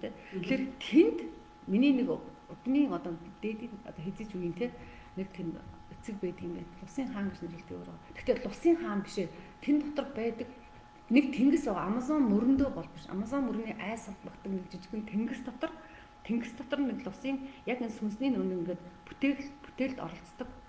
Сүнсийг хөөрчлөх, сүнсийг сайжруулах, сүнсний тарих одоо эрчимүүдийн цуглуулах, мэдээллүүдийн суулгаж өгөх тэгээд олон тамга тэмдгүүдийн хаан байрлуулах гэдэг мэт одоо мэдгүй те ямар тач гэсэн тэр сүнсийг бүтээхэд оролцдог тийм нэг Лусын нүн оршин одоо өвгдээц маань гэдэг байна. Тэгээ би тэр өвгдээцээр дамжуулаад тэр өвгдээцтэй би юугаар холбогддог гэхээр юутай харна. Миний тархин дээр хүн болон тархин дээр амигдала гэдэг бүүсэн бий байна. Хос бүүсэн бий. Тэгэхээр би тэр баруун бүүсэн биеэр дамжуулаад би тэр Болив усын одоо тэр Амазон мөрнөөс бүдэг тэнгис судалтай өвгдээцтэй холбогддог байхгүй да. Тэгээд тэр маань тэр хүн надад миний сонирхсан асуултуудад би хэрвээ сонирхоод би асуултаа зөв тавьж чадах юм бол хариулна шүү дээ. Чи өөрөө судлаад олчих тайны юм бэ? Энэ логик сэтгэлгээ чинь дутаад юм. Жохон үнцгийн ухаад жохон холболт хийгээд таньцааг бол хариулахгүй шүү дээ. Тэр хүн чинь боломж тархиа ажлууд сургаж чад өргөл тархийг ажлууд сургаж.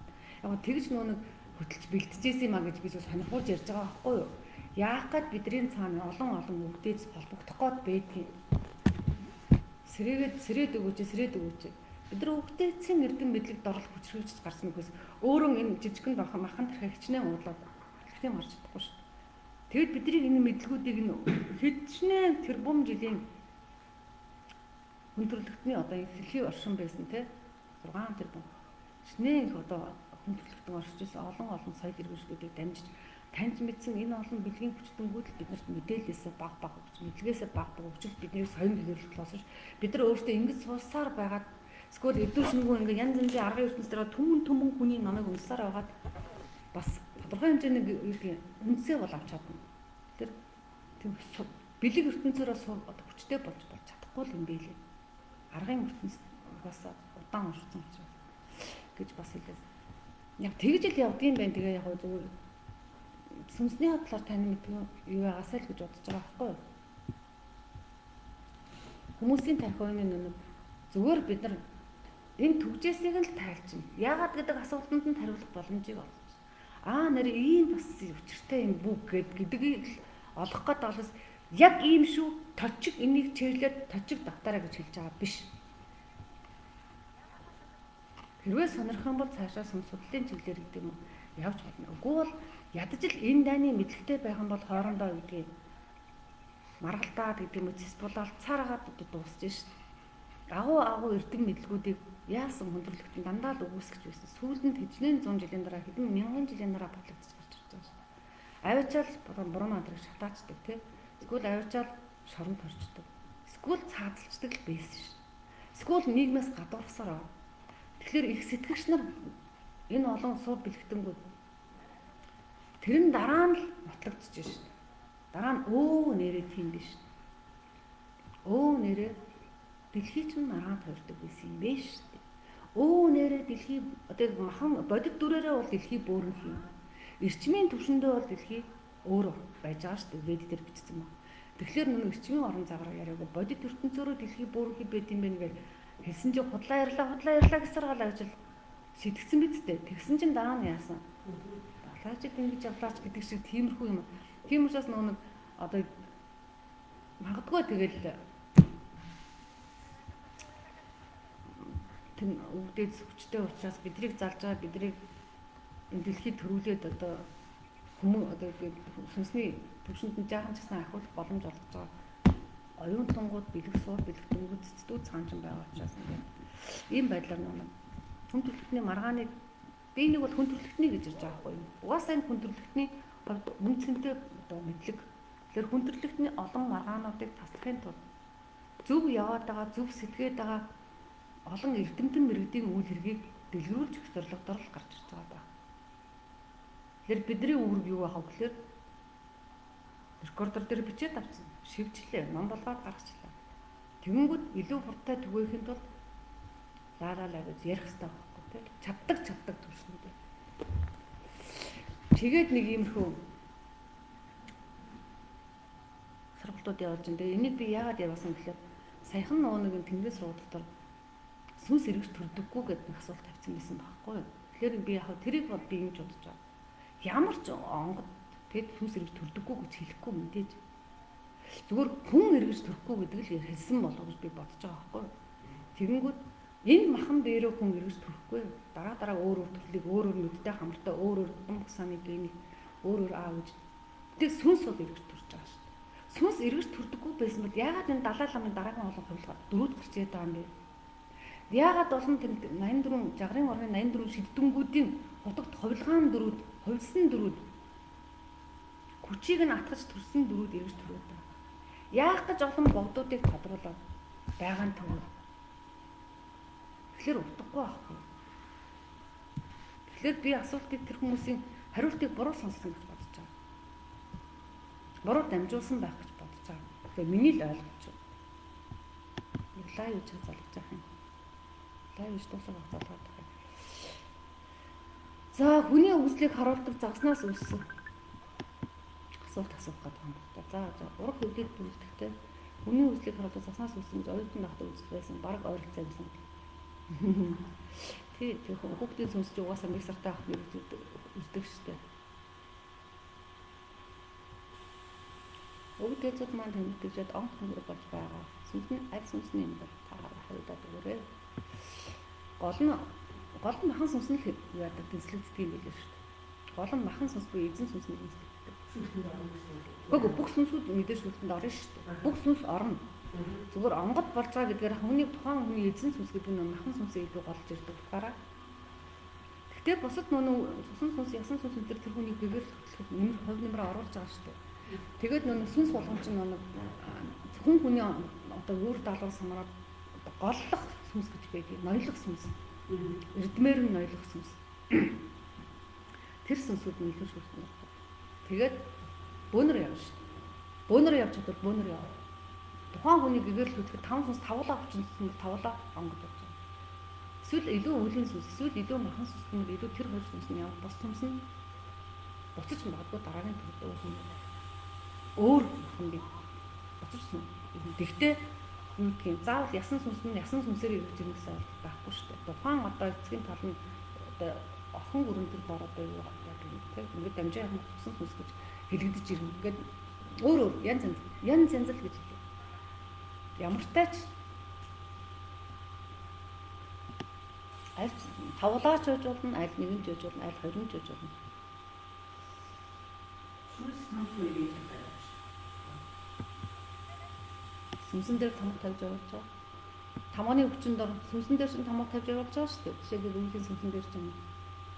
Тэгээд тийм үеийн ийм үйлийг хийхэд тэр өвгдийн холбоосонд тэр удмын өвгдийн холбоосонд тийм чиглэлтэй үүрэг даалгаврыг биелүүлнэ гэхлээрээ би одоо жишээлбэл номтын төвлөрөө холбогд үүрэгтэйгээр миний үеийн сүнс бидээр төрсөн байна. Тэгэхээр номтын төвийн аль оршууд төв оршууд номтын төвийн төв оршууд нь алтан гац зовон дээр байна. Бусад бага өргөөдүүд бол байгаа шүү дээ гарын эрхсүүдэд бүр юм. Би аль хэмжээстэй аль өвгдийнх нь орон зай дээр очиж холбоосон үсгэж үйлээ хийх юм. Тэгэхээр надад би алтан гац одон гэрийн өвгдтэй холбогдох хэрэгтэй байж байгаа. Тэгвэл миний сүнсгэл дотор алтан гац одон гэрийн эрчмийгтэй холбогдох тэр тамд гэдэг юм уу тэр эрчмийн цуглуулга эрчмийн тэр одоо нийлэмжүүдийг миний тарих оюун дээр буулгаж бий болгож өгнө шүү. Тэгээд тэрийг тамгаж нөлөөд. Тэр өвгдөнд бууж ирэхлээр яаж вэ? Нөгөө миний тархин дотор тийм үү? Тодорхой хэмжээний алтан гац одтой холбогдох. Бүгэн угаасаа бидний тархин дотор чинь тэр чигээр орчлон ертөнцийн бүх үе таалга байгаа ш. Бүх холбоос холбогдох боломжууд байна ш. Энэ олон бөөмөн дотор чинь. Тэгээд тэр бөөмөрөд амжаад тэр идэвхжүүлэгч яваад байна. Дараа нь би төдөөтэй нөгөө нэг номтын төрийн өвдөлтөйгээ шаардлагатай бол холбогдох боломжтой болчихж байгаа гэсэн. Эсвэл тэр өвд минь надад буужрах боломжтой. Эсвэл би буудрахад болдог. Эсвэл би оюуны хүчээр, эсвэл би бодлын хүчээр, эсвэл төвлөрлийн хүчээр. Яаж л яаж залбирал мөргөлийн хүчээр холбогдож байгаа ш. Хүслээ холбож байгаа ш.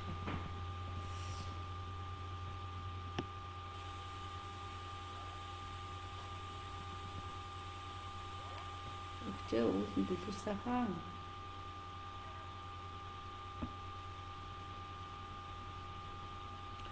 Харин кино энэ хийвэл бүр л гоё болно да. Тэгээ одоо нэг юунод олон болцсон. Сүнс сонирхч нар маш олон болцсон шүү дээ. Тэгээ хорвоо ертөнцөөр орчлын хэвцэр дүүрэн янз янзын сүнс биш. Аль хэмжээстийн орон зайд хормостын өвдгийн орон зай руу аялж байгаа юм доод ертөнцөөр аялж байгаа юм. Хар эрчмийн орон зай буюу хар нүхнүүдийн орон зай айгуудаар аялж байгаа юм. Раху кэдүүд рүү очиж эсвэл цагаан нүхний орон зайгаар явж байгаа. Эсвэл одорхсын орон зайгаар явж байгаа. Эсвэл энэ уул ус тав залах давуудын орон зайгаар явж байгаа. Тэр болгонд өөр бүртээ өөр хэлбэртэй сүнсүүд байж байгаа. Бидний сүнс махан бэс гэдэг одоо юу ааш гэдэг одоо юу хавц тийм юм чинь хэрэг. Раху гараад ирсэн байна юм. Раху гэрч угаасаа л ном юм шүү дээ. Хар мангацрын орон зай шүү. Тийм юм шиг байна. Угаасаа хар гаргууд шүү дээ. Угаасаа хар гаргууд. Гэтэ хар гаргууд байх хэрэгтэй шүү дээ. Бидний дэлүү гэдэг хэрэгтэн, бидний бөөр гэдэг хэрэгтэн тэр ирчмэс чинь хүч авч энэ бид дотор чинь баг хамаг мом хүч ялгарууд. Муу ирчмүүдийг сорон татж гарч байгаа шүү. Цуглуулж чад хоолносоор орчиж байгаа. Тэгээ байх хэрэгтэй. Кэдүүч нь галан гарч шүү. Улааш чинь байгаа. Улаан мангацрын орон зай нөхнүүд байна. Тэмхүү. За, тийм байна. Өөр сувт зүйл. Эзэн Чингис хаанаа магтан дуулж ярих ижил гүр хан жамхан талаар тайлж ярих юм байна.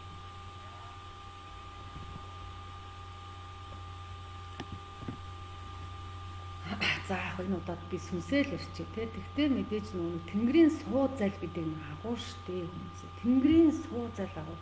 бид жижигхэн тархиар энэ орчлон ертөнцид болж байгаа зүйлийг дүгнэх хэрэггүй хэрэггүй. Энэ хорвоо ертөнцид чинь олон үгүйдэл хоёр том хүч байгаа шүү дээ. Үгүйдэл хэрвээ хар нүх гэж ярих юм бол цагаан нүх заавал. Хэрвээ цагаан нүх гэж ярих юм бол хар нүх заавал байж байгаа. Нэг нь дэлгэрүүлж эрчмийг задлаж гаргаж идэг бол нөгөөд нь эрчмийг хурааж суулгав. Буцаад эрчмийн том сүлэлтэй том эргэлт явуулж байгаа. Тэгэхээр ийм хоёр том луу гэдэг юм, хоёр том эргүүлэг гэдэг юм, хоёр том хүчиндор энэ дэлхийн ертөнцийг огторгүй ертөнцийг орчлон тэрчгээр нь бүрэн бүтэн байлж. Мөнхийн эргэлт гэдэг зүйл байж иж бүх юм оршиж байгаа.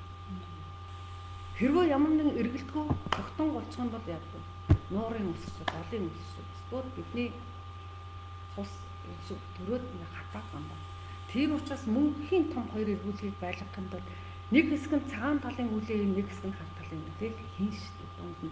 Тэгээд хар цагаан хоёрын дунд чинь орчлонгийн бүх өнгүүд оршиж байгаа учраас олон чиглэлээр олон салбар дотор үүдээ эцсийн дүндээ яг энэ орчлонгийн мөнхийн эргэлтийг хадгалж өгөх энэ дэлхийн мөнхийн амийг хадгалж өгөх энэ дэлхийн мөнхийн гэдэг нь дэлхийн мөнхөд байна гэсэн утгаар ямар ч гэсэн бидний ойлголтоор мөнх орших хэрэгтэй тийм үү тодорхой хэмжээ.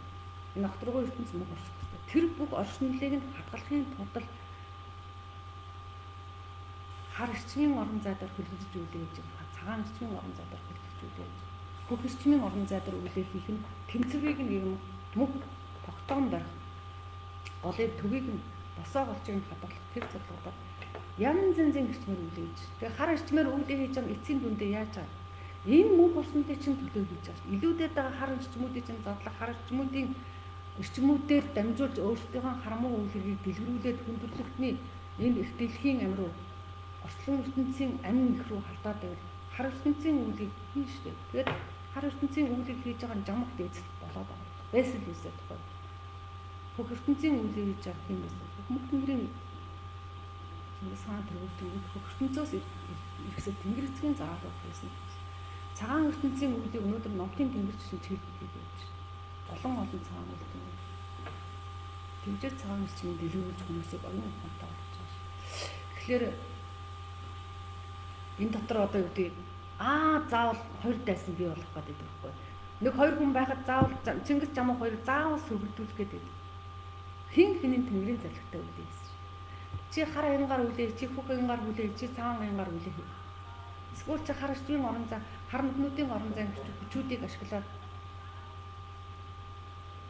эсвэл чи тэгэхээр ахав кето гэж нэг хар нэг олон баярлаг том шүү дээ. Энэ өдөглөх том оршгууд эзлүүдийн орон зай шүү.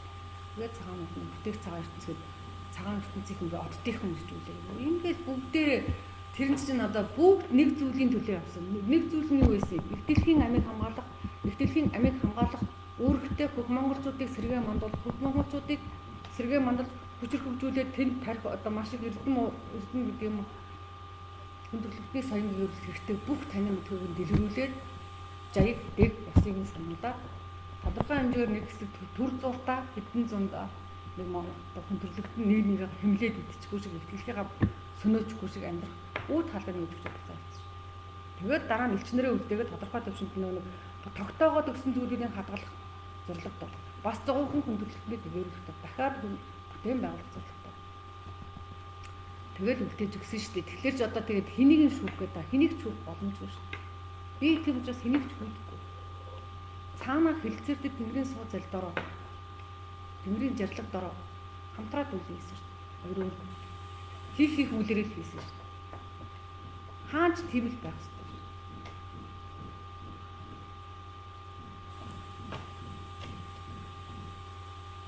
Тэгээ сүүлүүд нэг хөх туяан сүнсдэнгүүд олноор ирээд хөх галбаар сүнсдэнгүүд олноор ирээд хөөл дандаа хөх нүхнээс ирж байна. Эсвэл хөх отдоос ирж байна. Хөхтэй мөргөн отдоос бүрдч нь отдоо. Эсвэл хөх нүхнээс эсвэл хөх мөнгөний орон зайнаас ирж байна. Хүний биеэс үеийн сүнсэл гарч одоо мэдээллийг цуглуулж ирд юм байна гэж би ойлгосон үнэн үү? Ерөнхийдөө тийм. Гэхдээ бос сүнсүүд бол гарч ордог шүү. Гарч ордог. Гэхдээ ингээд нэг гараа авчингууд сүнснээсээ би махан биенээсээ холбоосгүй болчдөг биш. Эрчмийн торлогоороо холбоостой л байгаа, сувгаараа холбоостой л байгаа. Бүр хол аялжаад ирсэн ч нөгөө мөнгө одоо нэг юугаар хэлчихдэг мөнгө уцгаар нэрчдэг. Тэгээ мөнгө уц яг ямар ч эрчмийн хоргон уцуудаараа мөнгөд холбоотой байдаг. Тэс чинь тасархаар байгаа. Үлийн сүнс явж хөдөл цуглуулж ирдэг. Үлийн сүнс энэ тэргүүд маш их байна. Өчтөө үлийн одоо тэр галбан хөх галбан сүнс үлийн сүнс хөх галбан сүнстэй бол гэж яа. Хөх галбаатай хараа сүн харсан юм шиг хамаг мэдээлэл дамжуулж өглөөс хэрэгтэй нөгөө юм чинь. Одоо хайгаад байсан зүйлээ тань. Өө тэдийм байл шүү дээ. Би сүнсээр яваад утсан чинь тийм. Эсвэл энийг ингэж тайлдаг гэж хэлдэг шүү дээ. Би тэгээд олсон чинь надад хэлээд хэлсэн. Би тэгээд яваад мэдээлэл аваад ирсэн. Тэгээд зөвхөн одоогийн хүмүүс тэрийг чөлөөтэй ярьж байгаа шүү. Тэгээд сөрөгчмийн орон зай одоо сүнсэндээ тодорхой бараан эрчмийн орон зай наалтцуудыг бий болгочихгүй илэрх хүчрхгүйрээ л. Тодорхой хэмжээгээр сөрөгчмийн орон зайд наалтц бий болгочих юм бол тэр оршуудаас сөрөг мэдээллүүдийг тодорхой боломжтой болчихно гоо. Тэгэхдээ тэр бол одоо яг угаасаа сайн мөн нийлжээс авдаг. Хөхийн тал байж чадах уу, цагааны тал байх уу, харын тал байх уу гэж юм. Хүн сүнсний онцлог байна, өөгдөл нь байна, тамгаар нь дамжиж холбогдож байгаа юм биш шүү дээ. Яа гарахгүй өрлөг жанжтай удам гэдэг юм уу? Хүчтэнгүүдийн хотготуудын тийм одоо хүчтэнгүүдийн удам, хулгайтын удам, төвчнгүүдийн догштын сахуусуудын усад бол тэр чиглэлийнхаа л юм хэлэх юм шиг. Яг тодорхой хэмжээр яг саяын Кэдо гаргаас холбогддог гэж бодъё тийм үү? Ямаг орон зайнаас ямар том орон зай, Агниг орон зай гэж хэлдэг шүү дээ. Тэндээс ирлээ гэж боддог. Галын хүчтэй байгаа шүү дээ. Хүсээгүй. Тамийн өвдгийн орон зай л таадаг шүү. Илхтэй хамтраа. Яа харахгүй тэгээд би одоо жишээлбэл манай өвд эзэн одоо цагаан монтын дүнээс ирсэн. Би тэгэхээр өөрөө би нэгдүгээр нэг зөв хүн цагаан хүн байх хэрэгтэй. Учраас тэр над холбоос өгсөн. Хэрвээ би ингээд нэг хүнд эрчмийн орон зараа нэг хүнд муу сандаг, хар сандаг ингээд өвзөн яддаг хосдог, амнаас дандаа ойлгохгүй гадаг бодлоо дандаа ингээд би өөрөө хар эрчмийн хуралдаад бүрчих юм бол ямар юмны цагаан эрчмийн орон зайтай би холбогдож чадах юм. Тэнгүүд миний өвд солигдсон ш. За. Надад ч холбогдоод мэдээ боломжгүй болчихдоо тусчаас савн одоо бохирдчихлоо гэдэг чинь жишээлбэл яг би яг зөвлөжл хийж байгаа юм л да. Тэгэхээр нэг намтын тэнгэрхэн бол илүү цагаан бүхнийхэн гэдэг нь дэмчийн одоо 9 том цагаан одоо бүтээгч ертөнц байгаа шүү дээ. Тэрэнд хамгийн нэгдүгээр нь дэмчээ илгуулж байгаа шүү дээ. Намтын тэнгэрхэн. Тэгэхээр бүтээгчийн ертөнцийн үйл хэрэгтэй буюу бидний тарихыг бүтээх зөв зүйлийг бүтээх тийм үү? Эрдэм мэдлэгээр дамжиж л одоо машин техник бүтээж байгаа. Эрдэм мэдлэгээр дамжиж урдууд бүтээгдэж байгаа шүү дээ. Тэгэхээр тэрийг намтын тэнгэрхэн илрүүлж байгаа бүтээгүүд цагаан нүднийхэндээ илүү цагаан өвдөнгүүдэд хайлтдаг.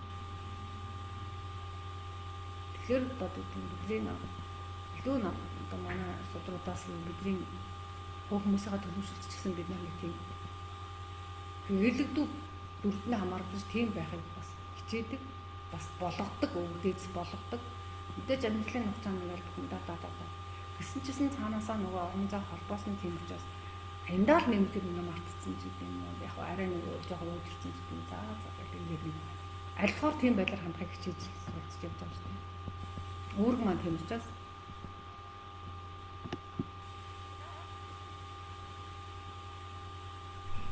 сүнсний удмын өвдөө тайлж таниагүй таваараа өсөх үгэн гайхаар залгаа явж байна.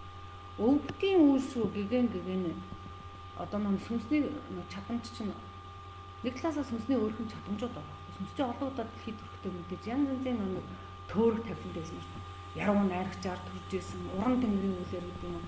Янз янзын эсвэл одоо номтын тэнгэрийн үйлээр эсвэл эрүүл магтаалын тэнгэрийн үйлээр эсвэл одоо домгийн туйлсан.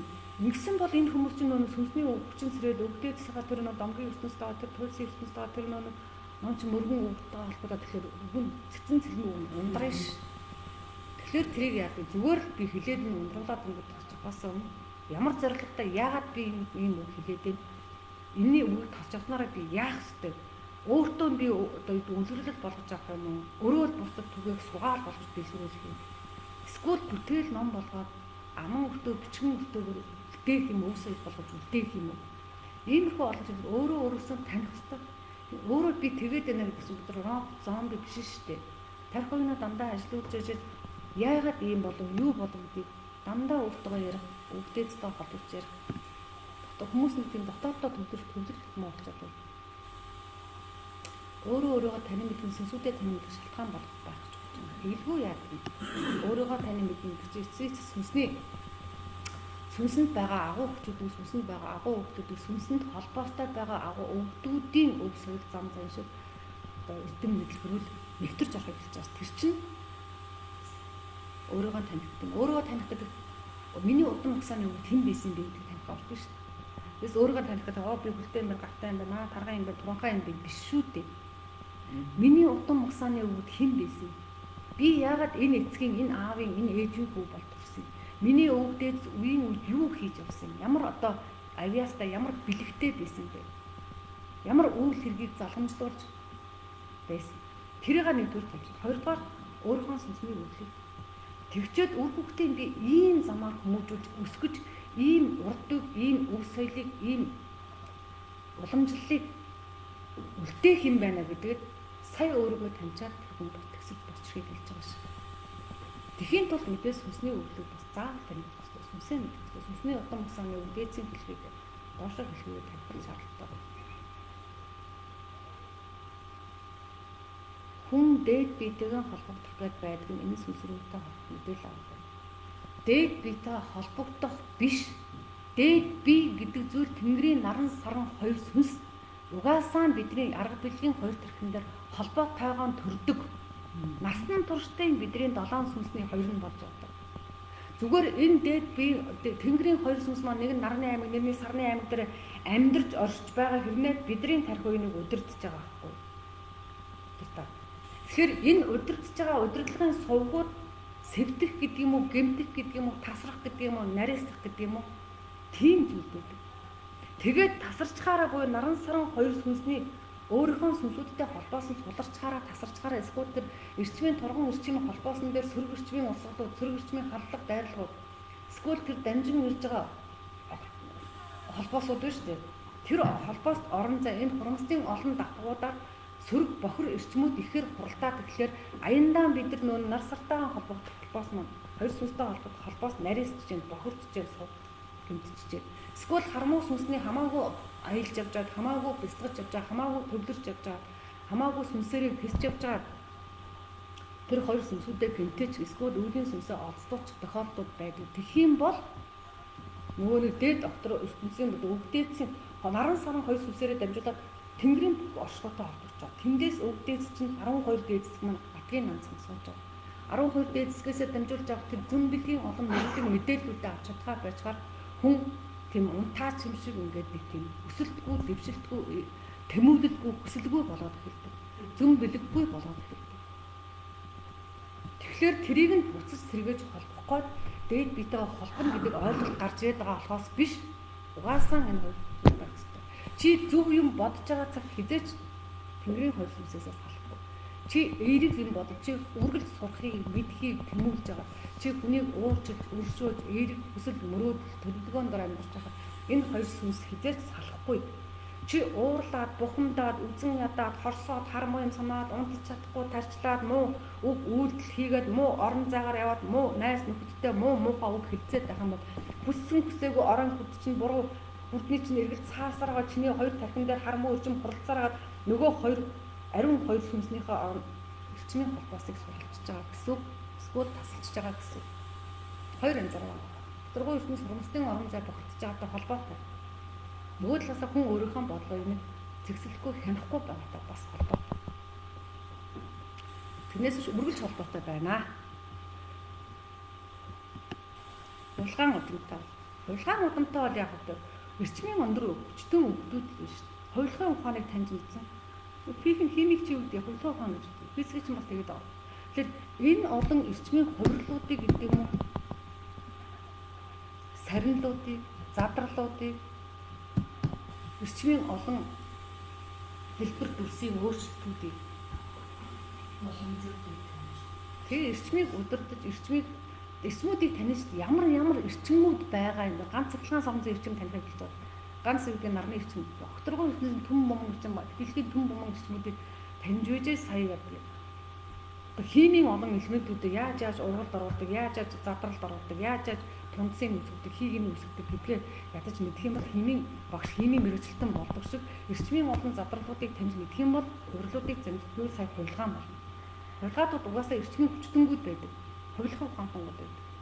Хүний бид байгаа хармуу эрчмүүдийг маш хурдан хувилгаа, цагаан эрчим, шар эрчим, хөх эрчим гэдэг юм бусад эрчмүүдийг бий болгох чадaltaй байдаг. Тэгээ өвчнийг ч гэсэн эмчилгэтэй. Хармуу эрчим, өвчний цаанаа тэр сөрөг эрчмүүдийг, хүнд эрчмүүдийг хурдан задлах, хурдан хураагаад авах, хурдан сороод авах чадaltaй байдаг шүү дээ. Баярлалаа багш маш сайхан хичээлээ надад бичиж байгаа. Бодрох шиг бидний сүнсний чадамж болтой. Нийгмийн үйл ажиллагааг анзаарах хэрэг. Тэндээс мэдрэмж авахраа бодрох шиг. Зөв шүү аа. Онгодын нэг шүлэг наруу нараа бичдэг хүмүүс аягүй хүмүүс тийм. Бажаараа ангад орсон байх шүү гэж нарыг шүлгээ бичдэг, яруу найргаа бичдэг, зохиол бүтээлээ бичдэг, хөгжмийн зохиолооч гэдэг нь эсвэл 6 зурдаг тийм. Аргагүй цаана уран тэмдгийн том үйлдэл бүтээж шүү.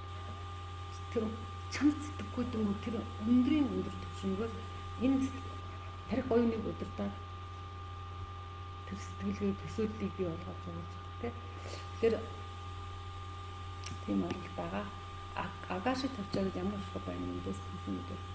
Агаши товчоо биш, акашийн товчоо гэж нэрлэдэг шүү. Нэгдүгээр, хоёрдугаар Монгол өвдөөс юу гэж нэрлэхээр эрчим мэдээллийн орон зай гэж нэрлэдэг. Энэ акашийн товчоонууд хаа сайгүй байгаа. Гэтэ хаа сайгүй байгаа гэхээр эмх замраагүй байдаг гэж хэлээгүй шүү. Савдаг тийм акашийн оршихуй, шин манлын акашийн оршихуй гэж утгаар нь ярьж байна. Энэ дэлхийд төрсэн хүн болгон энэ дэлхийд бүртгэлтэй ирдэг.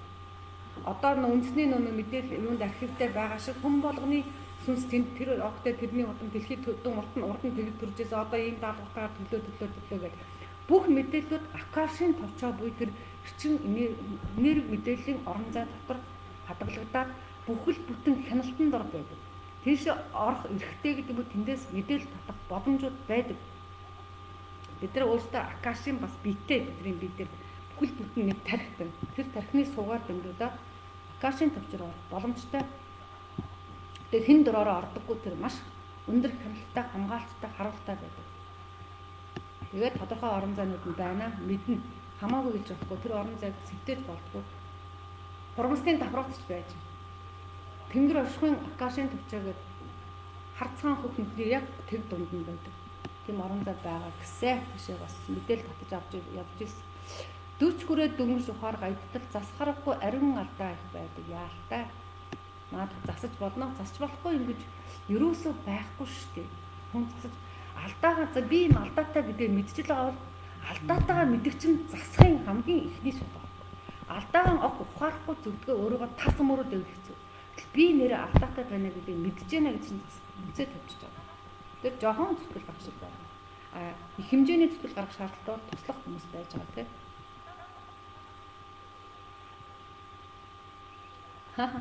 Сахиусны хомилт гэдэг одоо нэр томьёог би мэдэхгүй байна. Сахиусны хомилт гэж үг хэлдэг би сайн мэдэхгүй байна. Гэтэ би буддын гүн ухаанаар явдаг л да. Тэгээ сахиус гэдэг яг ойлгож байна. Тийм үү сахисан. Яг бид нар чинь нэг одоо юу гэдгийг сүнсүүдээ янз янзын нэр томьёогоор хэлдэг шүү дээ. Одоо лаа 5 тэнгэргээл нөгөө 5 сүнсээр нэлсэн байх жишээ нь байгаа тийм. Тэрэн шиг нөгөө нэг мануу сахиуд өгдөг бас байгаа гэдэг. Харсан даасан тэнгэр. Цаана дандаа л бидний удаан хугацааны өгдүүд байгаа шүү. Тэрийг сахиус сагсан одоо нөгөө өгдөг нь сахиул гэнэ. Эсвэл бансан өгдөг нь манууд гэнэ. Эсвэл бидний удаан хугацааны харсан даасан тэнгэрийг онгод дээцүүд гэнэ. Боломтын 5 буртаа бас аваачаал нэрлэлцэн. Тэгэл юусоо нэг 5 сүнсээ 5 буртаа нэрлэлцэн. Голомтын 5 өгд буюу 5 тийм өгдөө бас аваачаал 5 буртаар нэрлэлцэн байж л. Язгуурын 5 буртнараа аваачаал нэрлэлцэн явж л.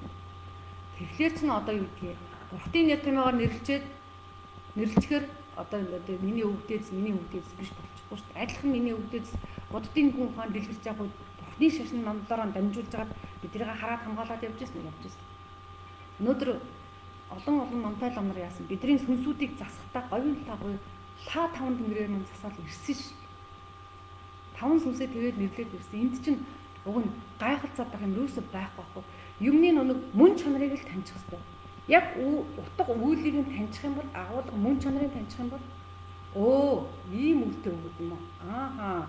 Савдаг нэг язгуурын тахын бурханд чи вайраа чиний бурхан яадаг гинэ. Чи усан мандал заадаа тэгвэл эн чинь нөгөө ус нь одоо бидний яриад байгаа ус тийм өгöd биш үү? Ингээл болоо байхгүй. Ерөөсөө үйл хөдлөөр нь таниад мөн чанараа нь таньж, амин чанараа нь чадвал амин чанараа нь тавьчих юм бол тэнд сөргөлдөөд гэдэг юм, маргалдаад гэдэг юм уу, нэг нэгээ үгүйсгээд гэдэг юм уу те, үгийн мэтгэлцээ хийгээд цэцэрлэгцээд байх ямар ч шаардлага байхгүй. Тийм учраас л бүх юм нэг гэдэг дээр одоо юудаг анс одоо голчоон тавьчаад одоо тийм үү чанцлагч одоо таныг болохоор одоо ажлынхан чинь одоо бид нар таны чанцлагчээ гэж тийм үү хамт ажилладаг хүмүүс ч одоо ямар мэргэжилтэд ажилласан тэргээр чинь хэлнэ ах トゥ нар чинь нэг өөрөөр авгаалж хэлнэ хүүхдүүд чинь нэг хэлнэ ач зээнэр чинь нэг хэлнэ найз нөхд чинь янз янзаар ингээд яг мөн чанартай та байж тал таныг 10 янзаар нэрлэлчээд үгүй 10 өөр хүн биш тэр чинь цанцал биш тэр чинь тэр байхгүй тэр чинь энэ байхгүй тэр чинь эмч байхгүй тэр чинь домч байхгүй тэр чинь нэгтлэн байхгүй тэр чинь манай аяа байхгүй тэр чинь манай анаа байхгүй тэр чинь миний нагц байхгүй тэр чинь миний авга байхгүй гэх ингээ муудалцаад байж болохгүй үстэй. Тийм учраас бид нар яг юм жижигхэн үгийн хөөцөлтөөр нэг тоолох дуртай биш. Энд чинь төөрөл гэдэг юм асар их үсгээд байгаа. Тэр мөн чанар гэдэг нь танаад бүр чадах юм бол амин чанар дунд хүрэх тийм л ганцаараа байна. Хүүхд янз бүрийн хараад зүйдээд байхын угийн өвдөлтөд амжилт байгаа. Хүүхдээ яаж хэлэх вэ? Янз бүрийн хавтаа янз бүрийн харж иж болно. Гэхдээ зүүдлээд байх. Яаж чиглүүлэхтэй хүн өөрөө нэг нэгдүгээр хүүхдийн зөв бэлэг гэдэг зүйлийг хаах ёсгүй. Битгий яриад тийм юм гэж хаагсан. Энэ ингээд балаа ингээд сэвдцээ бузарцсан ингээд ингээд авсаа айгүй. Лав тэгж лав болохгүй. Тэгээд цаашаа хүүхдтэйгээ илүү тэр хүүхдийн дотоод ертөнц рүү илүү хандаж зүүдийн аль болохоор тайлцж хамт зүүн бэлгийн аль болохоор зөв чиглүүлж авч явах чухал шүү дээ. Угаасаа хүүхдүүд өчрөх хүүхдүүд төрсөн учраас эдгээр чинь агуу зүйтэй. Тэгээд агуу зүүн дотор чинь зүүдний зөнгөөр том зүүн орж ирнэ. Бэлгийн зөнгөөр том зүүн орж ирнэ. Бодлын зөнгүүд орж ирнэ. Өчрөх зөнгүүд, оюуны зөнгүүд орж ирнэ. Бэлмийнүүд орж ирнэ. Чадахгүй.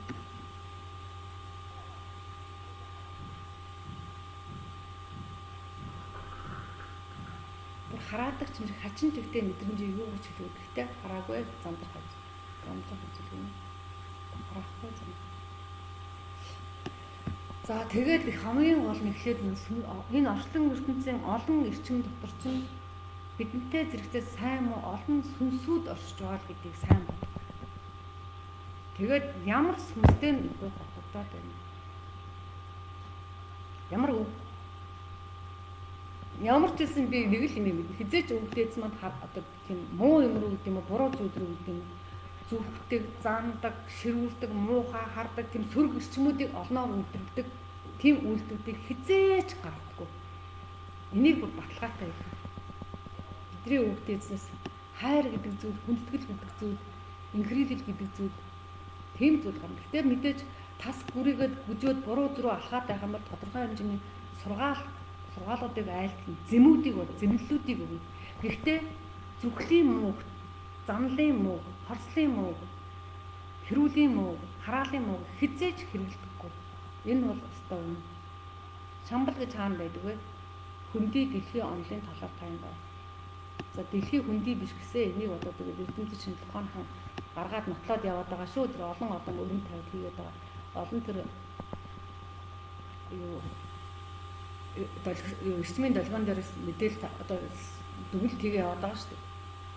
Шамлын орон хаасаа гэдэг нь шүү дээ. Монгол урт өөрөө шамлын дорорт яваачна шүү дээ. Уг нь шамбал гэдгээ юу гэж тайлбарлаад байгаа. Тэгээд деважин гэдгээ юу гэж ойлгоод байгаа гэдгээс хамаар шүү дээ. Деважин гэж дева гэсэн утгатай шиг одоо деважин дева нарын дева гэдэг нь буртууд буюу сахиусан төлөв. Гэхдээ тэр ухаантнуудын орон зай хаас сайгуул бэ шүү дээ. Бус тэр дотор ухаантнуудын орон зай байж лээ. Савдаг тэр байж лээ. Хормстууд байж лээ. Деважин гэж яг юу гэхээр энэ дэлхийн деважингаас хайгаад юм хамгийн сайхан байгальд одоо юу гэх хүн ам нь малгар тайван сэтгэлийн амар амгалан цэнгэлийг идэл чадхаар газрууд хаадаг. Тэр бүхэн чинь шамбал байх бас боломжтой. Эсвэл нөгөө өндөр хэмжээстүүдийн өвдийн орон зай буюу Хямлан өндрөөс эсвэл Алтай тавнд. Тэр чинь шамбал гэдэг юм уу бас ямар утгаар шамблаа нэрлэж байгаа гэдгээс хамаарна. За. дуулдаг ч юм шиг тийм яг онгодуудын хөвсөн онгодууд байна. Тэгээд өвдөл юм болсон бас уцаарлах, уурлах, бухимдах үеийг авах халтаа. Тэгэхээр нөгөө үгийн цэцэн цэлнэг үгийн шигтгэнгүүд чинь өрөөлөө чилж чадна. Сургаалаач айлдаж чадна. Зүйл цэцэн үгээ чилж чадна. Үгийн шигтгэнгүүд бол олон бий. Тэгэхээр нэг юм өрөөдөг юм шиг, бүжгэлдэг юм шиг нөө бүждэг шүү. Уран тэнгэрийнхэн бол одоо хүчтэй шүү дээ. Уран тэнгэрийнхэн бүгдийг л хийн шүү дээ. Зуранч, бүжиглэнч, нууранч, тоосгонч, үйлдэлцэнч, нахилцэнч гэх тийм. Тэр тийм өвдөлтэй байх боломжтой шүү гэвэл нүдэг нь асуух болсон байна.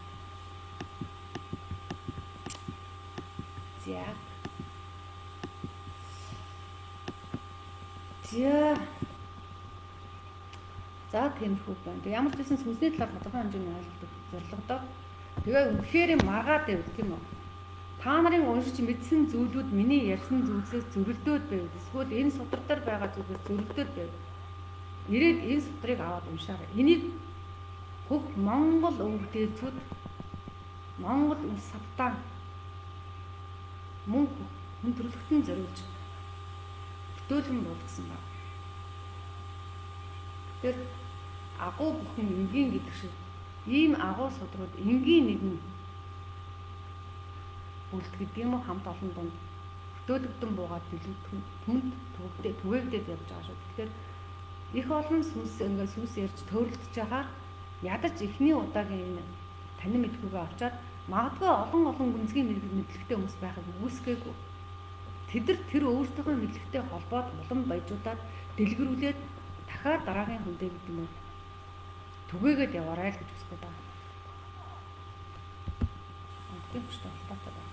Улаачийн материалын амьдрал онгодын хүчтэй холбоотой байх.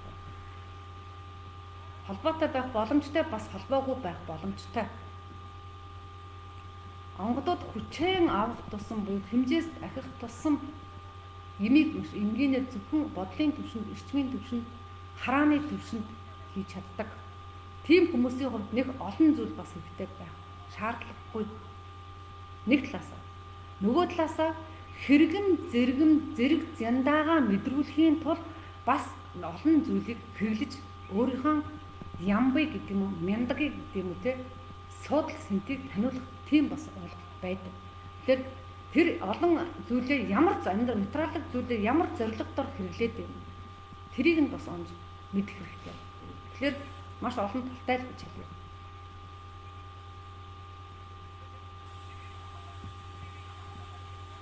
Энийг өөр тавьсан чинь өөр юм даа. Нөө хаач. За тэгээ хоёр хүний дуу зэрэг гэдэг нь миний энэ дээр жижигхэн компьютер дээр бас миний ярьсан юм давхар сонсогдоод байсан юм биш үү? Хаачлаа. Дууг нь хаачаад ярихлаар зүгээр идэм билээ. Тэгэхгүй болохоор нэг хоёр дуу ингэ зэрэг сонсогдоод идэм билээ. За тэгээ та хэд маань асуудаг нь ард юм бэ? Манайхаа. Тэгэхээр нэг сүнсний яг өвдөл хэлж өгч уншиж өгөх боломж байдаг. Завсар зай гарахгүй байгаа болохоос биш ер нь бол надаар нэг сүнсээ уншуулсан олон хүмүүс байгаа. Тэдний нэг кейсүүд бол байгаа л да надад. Тэгээ яг нэг тэгжээд нэг магадгүй сүнсний сургалтууд зүгээр эсвэл кейсүүдийн сонирхол сургалт явуулж болно. Тэгэх юм бол хүн илүү тань мэдгүй авахгүй. Ийм өвгөн сүнс сүнсний ингэж бүтээгдэв юм. Тэгэл ингээл одоо гэдэг юм. Сүнсний өөр даалгаварчдаг юм. Тэгээд сүнсний олон онцгойтой. Тэгээд бид нар ядаж ийм 7 за 5 сүнсээ одоо 2 дээд сүнсээ орчих тийм үү? Газрын 5 сүнс маань ингээд 5 өөр оршихуйд бүтээгдэж байна гэдэг чинь 5 өөр эрчмийн 5 ширхэг эрчим биш 5 төрлийн өөр эрчмүүдээр бүтээж байгаа чинь бид нар сүнсээ засахын тулд яах юм? Олон эрчмүүдийг цуглуулж засан шүү дээ. Зөвхөн лаа асаачаа засах чинь хангалттай биш. Тэндээс цүгийн энерги гарах уу? Тэндээс мөсний энерги гэдэг юм уу саяын тэр булаг шандны энерги гарах уу? Үндэсний энерги гарах уу гэдэг ойлголт гарч ирэх байхгүй. Лаа бол тодорхой хэмжээний өвлийн сүнсний эрчмүүдийг цэвэрлждэг. Бусдыг язгуураар цэвэрлж чадахгүй. Тийм учраас магадгүй янз янзын үнэр шингэсэн янз янзын өөр одоо орцтой плануудыг бас эзэмдэг тийм тодорхой хэмжээний судлаач тэр хийж байгаа хийдэг болцсон байна. Гэхдээ учир дутагдaltaй. Тийм учраас их төрхийнхаа эрчмүүдийг сүнсэндээ сайн авахын тулд байгаль дэлхийдээ ойрхон буюу нүүдлийн тэр соёл гэдэг хугтхууныг мөрдөж аль болохоор хангаа дэлхийдээ гарч байгаль дэлхийдээ ойрхон байж байгаль дэлхийн гаралтай бүтээгдэхүүнийг өмсөж зүүж хэрэглэж байх юм бол сайн. Тэгэхгүй бол одоо ингээд энэ өргөөнд ч хүртэл энэ олон долгионууд унаад тахад юун тэр цөмийн эрчим, юун тэр оддын эрчим, юун тэр одоо юу гэдгийг булаг шанд эрдэнийн чулууны эрчим энэ өрөөнд орж ирэх юм бэ. Тэгэхээр энэ эрчмүүдээр бүтээгдсэн бидний сүнсүүд яаж тэр эрчмийнхаа нөхөлтийг гэдэг юм уу? Тэжээлийг их үүсвэрийг эрчмийг авах юм бэ. Тэгэхээр нөө нэг яагаад өвгдээдсэн маань заавал уул хадраа. Яагаад энэ одон утга туйлгаадууд даянчлаад эсвэл энэ уул хадрын намтай гэгэнтэн бурхдууд маань очиж агууд ингэж сууж эсвэл ариун эрчмийн орон зайгаар явж бясалгал гэдэг юм номын их төвлөрлөө танин мэдхүүгээ оюуны хүчээ задал тайлдаг байсан. Яагаад олон энэ одоо гэдэг дэлхийн гэгээр гэж нэрлэгдээд байгаа өөрсдөө сүнсний хөгжил одоо төвшөнд ахуулаад ингээд тодорхой хэмжээгээр гэгэрлийн үрийг тариад байгаа хүмүүс дэлхийгээр энэ төр тарж яваад байгаа.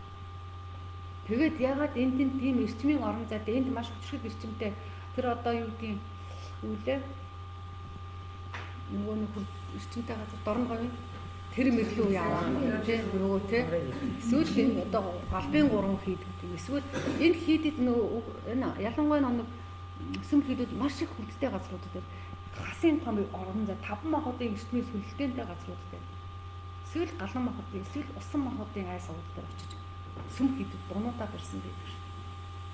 Тэр шиг жоохон дээшээ явах юм бол дандаа ягаад нүүдлийн соёл гэдэг малчин ахугаараа дамжаа нүүдлээ тэнд очиж өвлийнхаа одоо энд одоо өвлжөөгөө гэдэг шиг тэнд өвлийн ордон энд одоо зэний ордон гэдэг ядчил Чингис хаан маань яваад олон хаттууд нь ягаад өөр орд өргөөнүүдэд байрлаад байсан. Хийж ясан үүртэй холбоотойгоо сүнсний өвлөл гэдэг нь тамганы өвлөлийн тийм холбоотойгоо тэгж яваад байсан.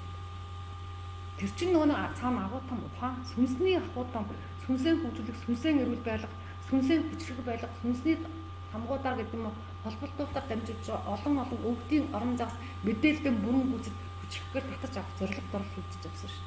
Тэгээд бид нөгөө битүү байшин суучаад ингээд бяцлагаад гэдэг юм уу ингээд битүү байшин дотор ороод ингээд дуулаад бүжиглээд эсвэл ингээд ном уншаад байхад тийм хангалттай биш л гэж хэлгээд байгаа байхгүй. Тийм учраас нэг онгод дээдсээ залцсан гэдэг юм эсвэл жоохон ингээд нөгөө юу оюуны юм хийж байгаа юмс хөдөө байх хүсдэг. Гарц явах хүсдэг. Тэгээд нөгөө гэр хооронд ингээд байшин дотор ядраад идэв. Би жишээлбэл ингээд гэрээсээ гарахгүй ингээд зам боглоо ингээд хавраас плен ингээд дэлгэрчдэг. Хөдөө явцсан халтайж байгаа хэрнээд маш ингээд нөгөө сүнснийхээ хүчрийг ингээд дэлгэрдэг байхгүй. Юм маш ихээр тайлж байгаа. Өвд болоод жоон гэлүүгээ ингэслээр унтсан ч ядраал нэг тийм дутуу ингээд байгаа. Сүнсэнд нөгөө хоол гэж дутаад байдаг. Тэгээ аргагүй нөгөө ховс гэдэг юм аа нөгөө эрчмийн холбоосоор сүнсээ аялуулж ингээд хүчтэй эрчмүүдийг татаж авч бид нар нэг тийм арга ядсан зүйл хийж байгаа. Имчилгээ хийж байгаа шүү хүмүүс даргаан ядаа. За тийм байл багшаа бүр удаа ертөнцийн эзний маань зорилго нь юу юм бол доо ертөнцийг үсгээд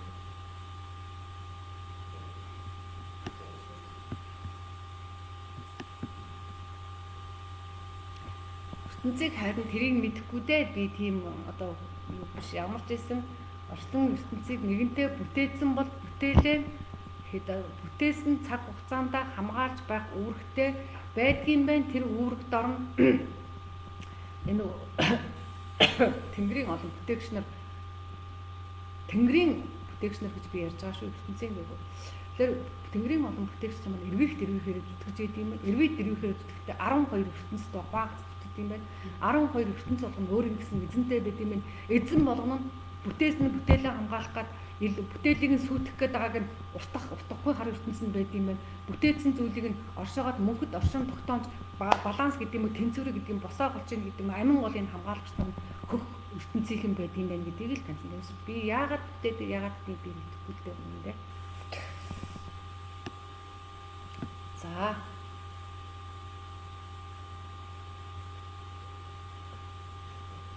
За зүйл байхгүй болоод тэдэнд одоо хэрэгтэй болоод байдаг байлгүй дээ. Тэгээ ганцхан манай энэ ертөнцийн чинь мөнхөх ертөнцөнд хизээч мөхтгүү штэ. Зөвхөн энэ нэг гаргэргсийн тогтолцоотой бодит ертөнд одоо манай дэлхий гадуураа эрчимтэй дотор нь үе төмөн эрчимийн оршихуйдууд байна уу? Сүнсний оршихуйдууд байна уу? Гэсээр нь тавхан махтай. Тэр шиг ингээд нүдэнд харж арга бэлгээрэн оршиж байгаа окторгүй ертөнц нь л мөнх бус гэдэг шүү дээ. Тэд нар чинь тодорхой хугацаанд дэлгэрээ тодорхой хугацаанд хомигддаг.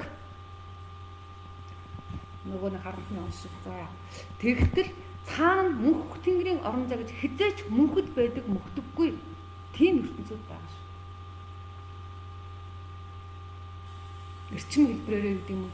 Сүнсгэл хэлбэрээр гэдэг юм оршиж байдаг. Тэр ертөнцийг л мэдж байгаа ба.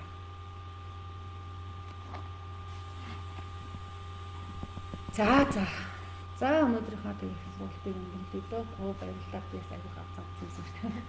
Шүлээ ингээд хэлэндээ уруулаад хэлэндээ байна. За өнөөдрийнхөө сургалтыг ингээд өгөр өндөрлөе. Та бүхэн сонирхсан асуултуудаа тавьж болно. Яг тийм хийж өстэй. Нийгэл ингээд гэсэн тэмцдэг төрдөг штеп. Мэдрэмж үзэн нэг 2 дээд 2 тэнгэрийн 2 сүнс чинь байгаа. Тэргээр шиг нэмрүүдээ миний үрч энэ хорвоод ингээд төрсөн шүү. Ам бүхнийг өчртэй бүтээсэн байна. Ам бүхнийг өчртэй бүтээсэн л. Тэрийг л тийм. Яах гэж би энэ хорвоо төрсөн бэ гэдгээл үргэлж асууж, үргэлж тэрийг тайллыг таньж ийм өчртэй. Хүмүүс айгүй амархан тэрэж чинь үрд нь олдох гэсэн гэдэг асуултаар газ тагалцсангуудаа тэгээд дахиад тэр асуултыг дахиж өөрөөсөө тавих хүсдэггүй. Яасан? Би үрд мал үдэх гэж хэлсэн шүү дээ. Тэгэхээр нь би хэлдэг. Амтан хүртэл үрд мал үдээд тийм. Тэгвэл чи тэгвэл тэнд яагаад төрөөгөн?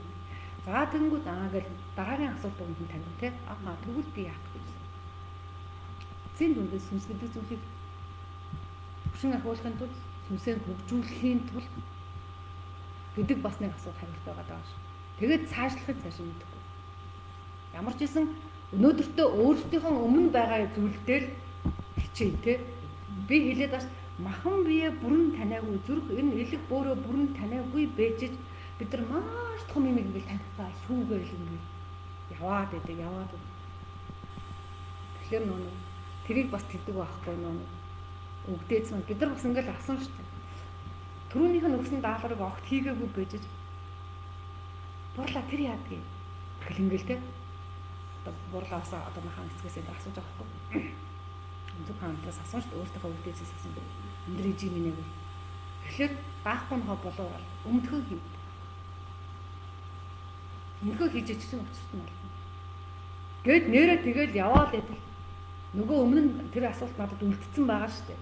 Гэтэл өөр шал юм дээр жилийн дараа 2 жил 3 жил 4 жил хариултаа би өөр олдог байхгүй. Жишээлбэл эсвэл өөр зүйлээр тэр хүмүүс хариултыг хийж өгдөг. Тэгэхээр нөө цагийн цагтаа байдаг юм болов гэж өнөр өмнөхөө хийж чадаагүй байж. Яагаад одоо гэдгийг асуултаа энүүхэн төвшөндөө өөрөө яагаад миний зүрх өнөдөр өвдөд байгаа юм болоо гэдгээ би хариулж чадахгүй, мэдж чадахгүй, таньж чадахгүй байж шал тэнд байгаа юм. Одоо яриад дэмэл юм шиг байлаа шүү дээ. Бас нэг тийм байд юм. Гэтэ яагаад гэдэг асуултыг тавьж авах хэрэгтэй. Харин хариултаа олохыг бас хичээх хэрэгтэй байхгүй тийм. Яагаад гэдэг дотор ч хэлээд байгаа байхгүй. Огт тийм асуултаа тавьдаг хүмүүс байдаг. Би яагаад гэсэн болоо гэдэг асуулт байна гэсэн чи тэрийг таниач гэдгийг чи өөрт чинь сүнс чи хэлээд байгаа. Чи яагаад гэж таниач. Түүний чамд их олон гаргалгаа гарах гэдэг шүү дээ. Чи олон зүйлийг олон хаалганы ээж цааш орох боломж чинь нэгдэх гэдэг шүү дээ. Чиний яг тушаач энэ болчиход байна. Гэт тэр чинь бас байх боломжтой тийм. Тэр нэг. За баярлалаа та бүхэнд өнөөдөр. Та нартай баярлалаа. Энэ олон баярлалаа тийм. За одоо нэг учиртайгаар энийгээ юу яа да. Лайв зогсоо да. Дандаа нэг бол компьютер нь цэмэггүй болдог тийм. Эсвэл одоо цэмэглэгчээ мартаж ирдэг нийттэй байгаа шүү дээ гэж. Шууд бичлэгийг дуусгах гэдэг юм шиг юм зөв.